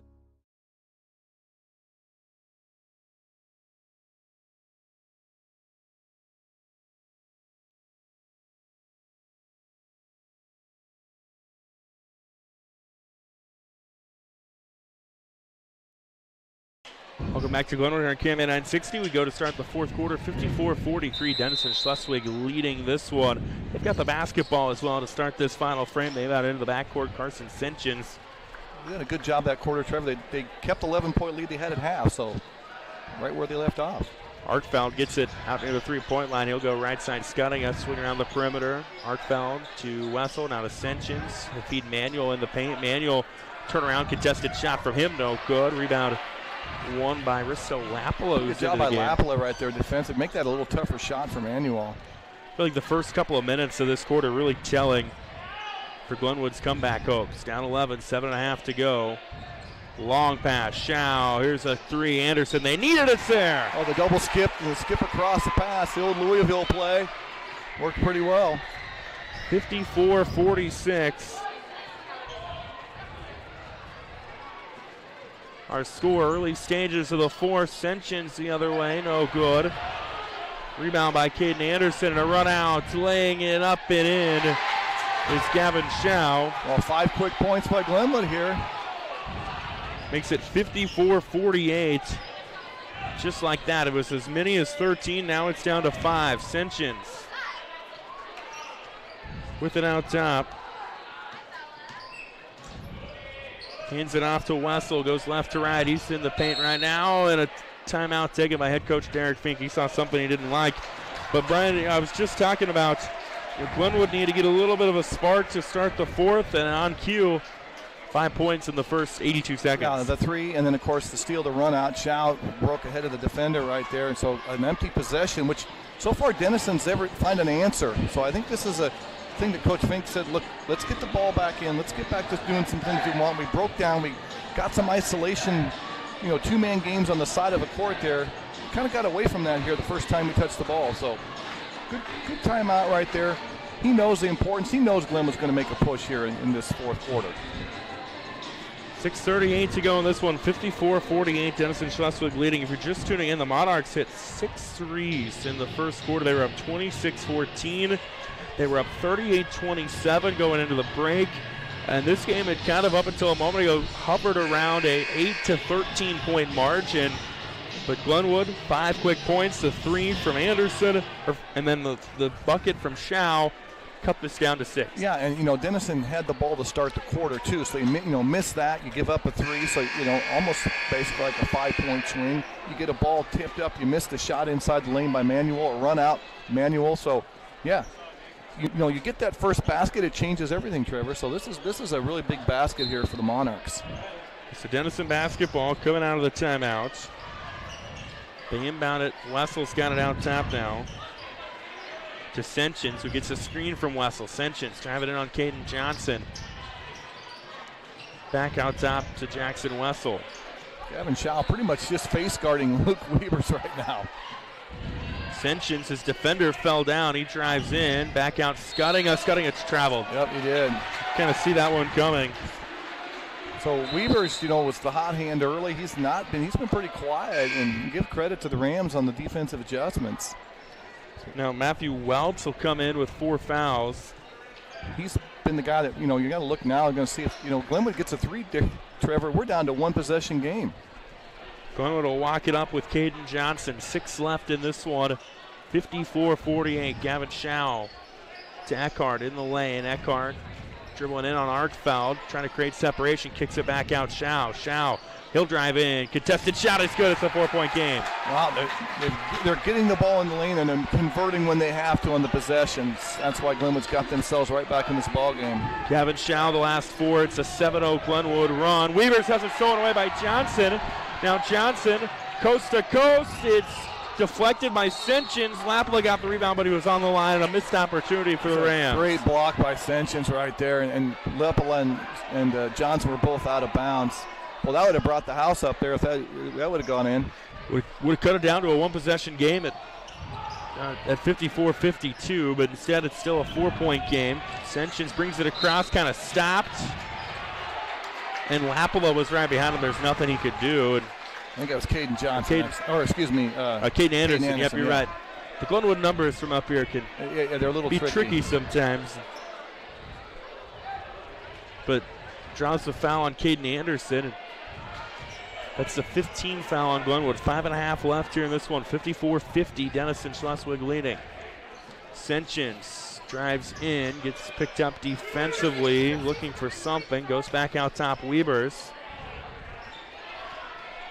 will pull it way out near the wide line. Now left side Senchins. He'll go in the lane. Arkfeld, the big man, has it stolen away. It was deflected by Schau. Johnson's got it. He's got numbers. Underhand to Schau. No good. Rebound and putback though is good. Oh, they did a good job of defense, and Johnson cleaned it up, and we got a 1-possession game. It is 54-52. Caden Johnson now with 15. And Denison is led by as many as 13. That lead has dwindled down to just 2. Senchins out top with it. To Wessel, kind of bobbled, and then a foul away from the basketball. And Risto Lapala, he makes contact with Matt Wells. Oh, that's a tough foul because that's team foul number 6. So now the next one, Monarchs bonus rest away, Trevor, and that's a huge one. This was 50-37. It's almost away. It is stolen by Caden Anderson on the inbound. Anderson lays it in for the tie. And that's going to prompt another Denison-Schleswig timeout. And just like that, it's a 17-4 Glenwood run to knot this up at 54. We'll be back in 30 seconds here on KMN 960. Jones Financial Advisor in Glenwood is Matthew Portray. Why work with a financial advisor? Life is about living, and achieving your financial goals lets you do it on your terms. A dedicated financial partner can help bring you closer to the future you see for yourself. And Matthew understands that reaching financial goals is a journey. He's in it with you for the long haul, coaching you every step of the way. Contact Matthew Portray at Edward Jones Glenwood office today, 712-527-3520, and learn more at edwardjones.com. Welcome back to Glenwood here on KMA 960 Shenandoah. Trevor Mader, Brian Bertini with you here tonight. It is a 17-4 Glenwood run, Brian, to knot this up at 54, just over 4.5 left. Well, and coaches see it more than players do in terms of the value of possessions. That opening possession to start the fourth quarter, 11-point lead. You score, you're up 13.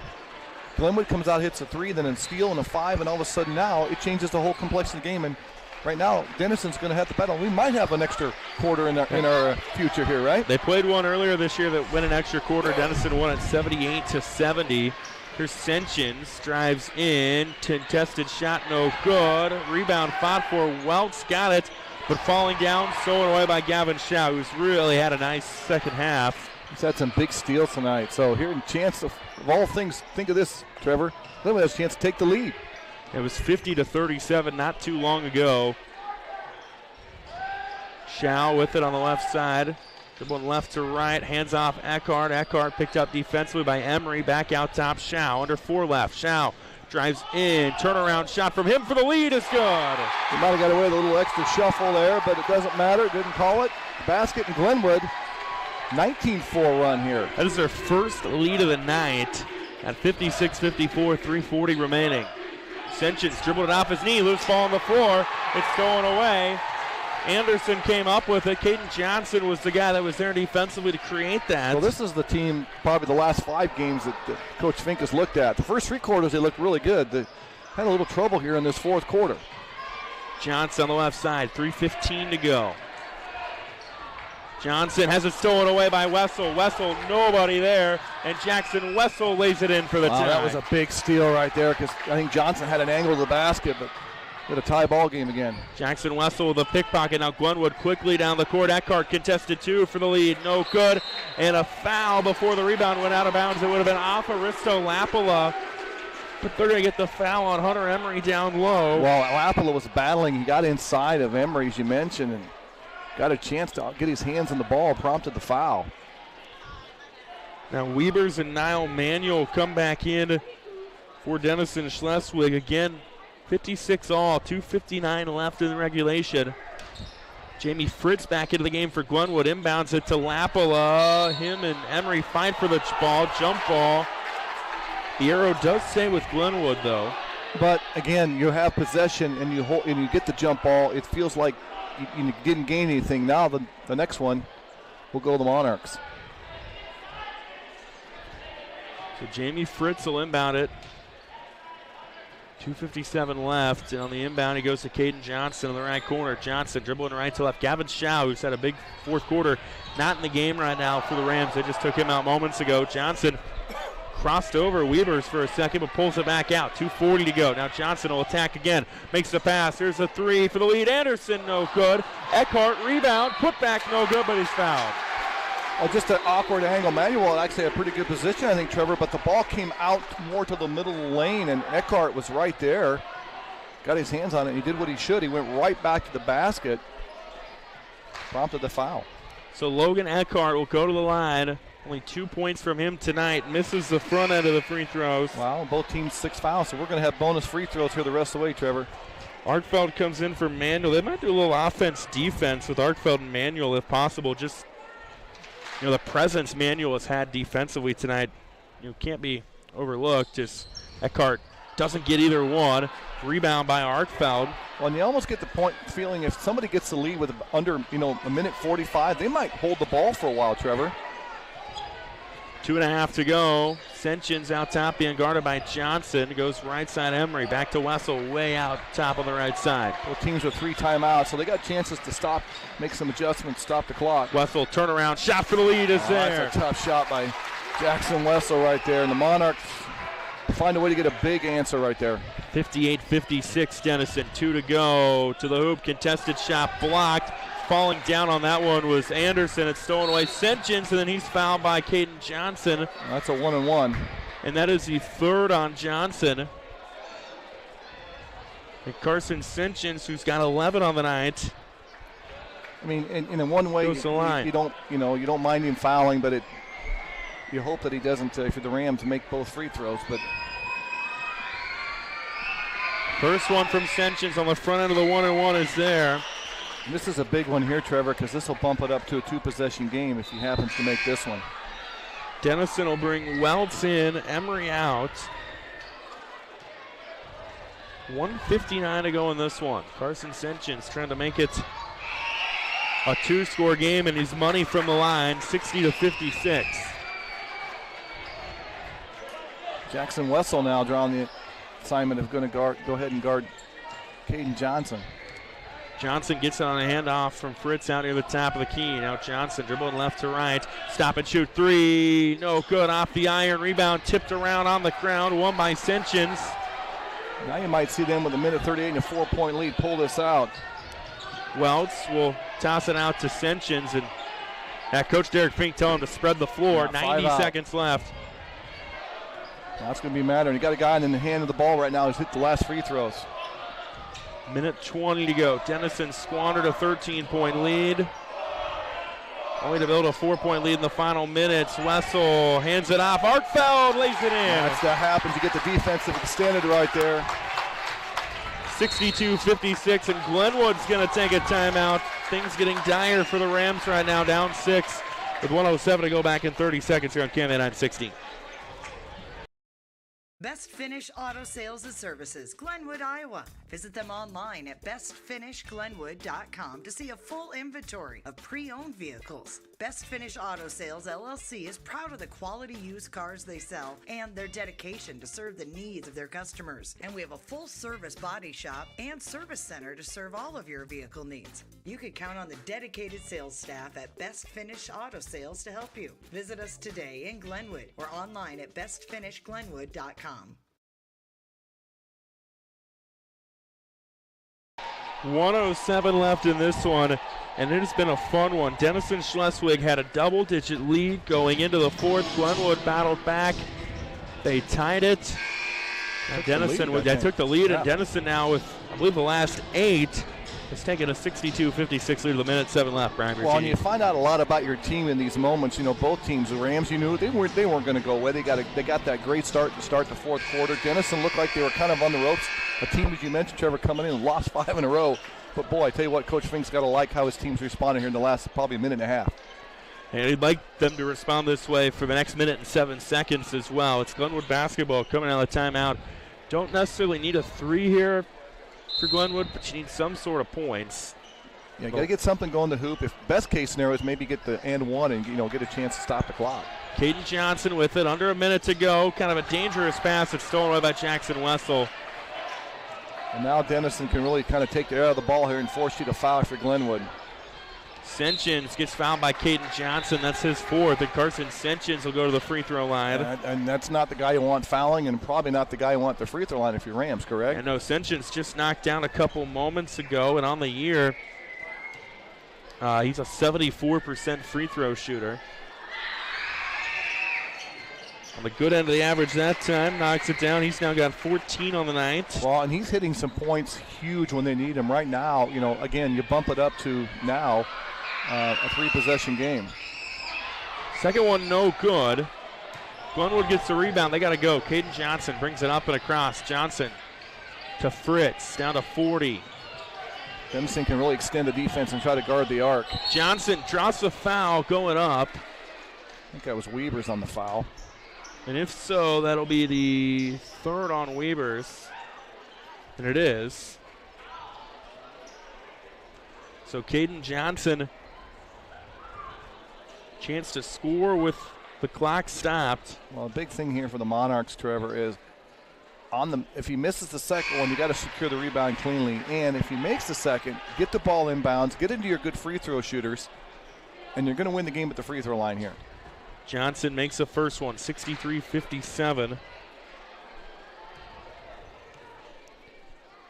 The next one from him, No good. Rebound by Arkfeld for Denison, and now we'll have Gavin Shaw, who came back into the game, foul Carson Sinchins once again. And if you're Denison, of course, you're trying to get the ball into the hands of your best free throw shooters, which is what they do with 34 seconds left. Well, and now that's the 19th foul. So this is the last 1-and-1. So from here on out, Trevor, you know you're going to guarantee 2. And if you're Denison, all you want to do now is make 1 or 2 every time and keep adding to this lead.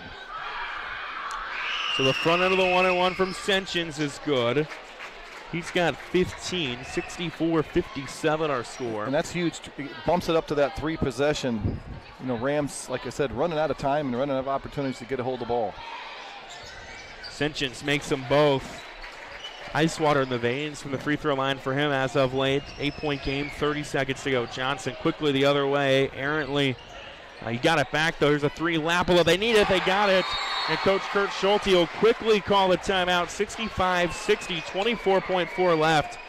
We will keep it here. And Brian Bertini, as you said, for Denison-Schleswig, it's pretty simple. You know what Glenwood's going to do. You just got to make your free throws. Well, you're going to get it inbound. You're guaranteed 2 free throws because it's double bonus. You've got timeout, so if you get to the situation, Trevor, on the out-of-bounds play here, you can't get it in clean. You know, that 4, you kind of have that mental clock ticking in the back of your head. Call timeout. You can run the baseline. Get it to your guys, and Glenwood's going to know who they're probably going to get it to. You know, Sinjins, maybe Weavers. The thing is, if you're Glenwood, you get a steal, you got to attack the basket quick. You've only got 1 timeout to use. If Denison, you get it in, secure the ball, don't get in a spot. And here's that 1 tie-up that kind of got lost in the shuffle. If there's a tie-up now, Denison still holds possession, Trevor. 24.4 to go in this one. Again, the Monarchs trying to snap a 5-game losing streak coming into this one. And, of course, you know, both teams were inching towards postseason play. Denison's got a matchup with Atlantic coming up. Glenwood will have Lewis Central coming up to end the regular season. And then Denison will open the postseason with Lewis Central. Glenwood will open with Carroll. That's a week from Monday. Again, Denison basketball coming out of the timeout. 24.4 seconds to go. They got 3 timeouts, so you got plenty of time to take care of the ball. And you can run the baseline after the made free throw. So Jackson Wessel inbounds it to Sinchins, and he's fouled by Glenwood, and Tommy Johnson, the man that fouls him, and will walk the other way. Sinchins is the guy, if you're Coach Derek Fink, you want him at the line right now. He's been the guy that's just been money here. Yeah, he's hit 5 of the last 6, and he's got 16 points on the night.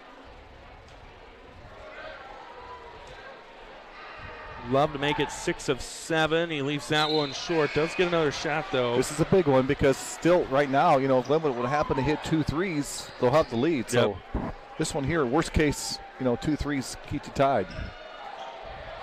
Sinchins misses both. Rebound by Glenwood. They got to go. 20 seconds left. Johnson up the floor. Johnson down to 18. Kicks it out. Here's a 3 shot. They need it. No good. Rebound into the hands of Denison, and then fouled is Welts. And Matt Welts will go to the line with 11.9 to go. Welts, the 5'11 guy. Boy, he got up and skied for that rebound, secured it high above his head, and he's got a chance to probably make these 2. It's going to be darn near impossible for the Rams. Yeah. That Shaw 3, that would have changed things if he would have made that. That would have been a big one. Would have cut down to a 2-point deficit. Welts misses the front end. There's some missed opportunities here when you crucially have to have them. This is big to Trevor. You know, you move into that postseason, these are points you can't leave out there. 11.9 to go. Denison pulls everybody off the free throw line, and Welts misses both. Rebound on the floor. Johnson gets it 10-9. They got to go and go quick in a 2-score game. Johnson, a deep 3. They need it. It's not there. Rebound. Lapala isn't there, and that's how this one's going to end. Denison-Schleswig holds on and snaps a 5-game skid with their 2nd win of the year over Denison-Schleswig. Over Glenwood, rather, 65-60, our final. Brian Bertini, your thoughts on tonight? Well, I mean, Denison did everything they needed to do in the first half. They built that big lead. They got it on the perimeter. We knew Glenwood was going to fight back. They had the lead, actually, Trevor, in that 4th quarter. But some big baskets, and tell you what, Carson Sunjan, boy, he had some big shots. Denison pulls a big win, and like you said, snaps that 5-game losing streak, and they get the season sweep. So Denison now with the win, they move to 12-9 on the year. They'll get Atlantic coming up. Glenwood drops to 10-9. They get Lewis Central coming up later on. Actually on Tuesday night. Big night from Carson Senchins. He led the way, 16 points for Denison-Schleswig. Caden Johnson, 16 for Glenwood as well. Full rundown will be available later on tonight. KMAland.com. Fun times here tonight. We're going to sign off here on KMA 960 for Brian Bertini and Trevor Mader. Thanks for listening to KMA Sports, and have a great weekend.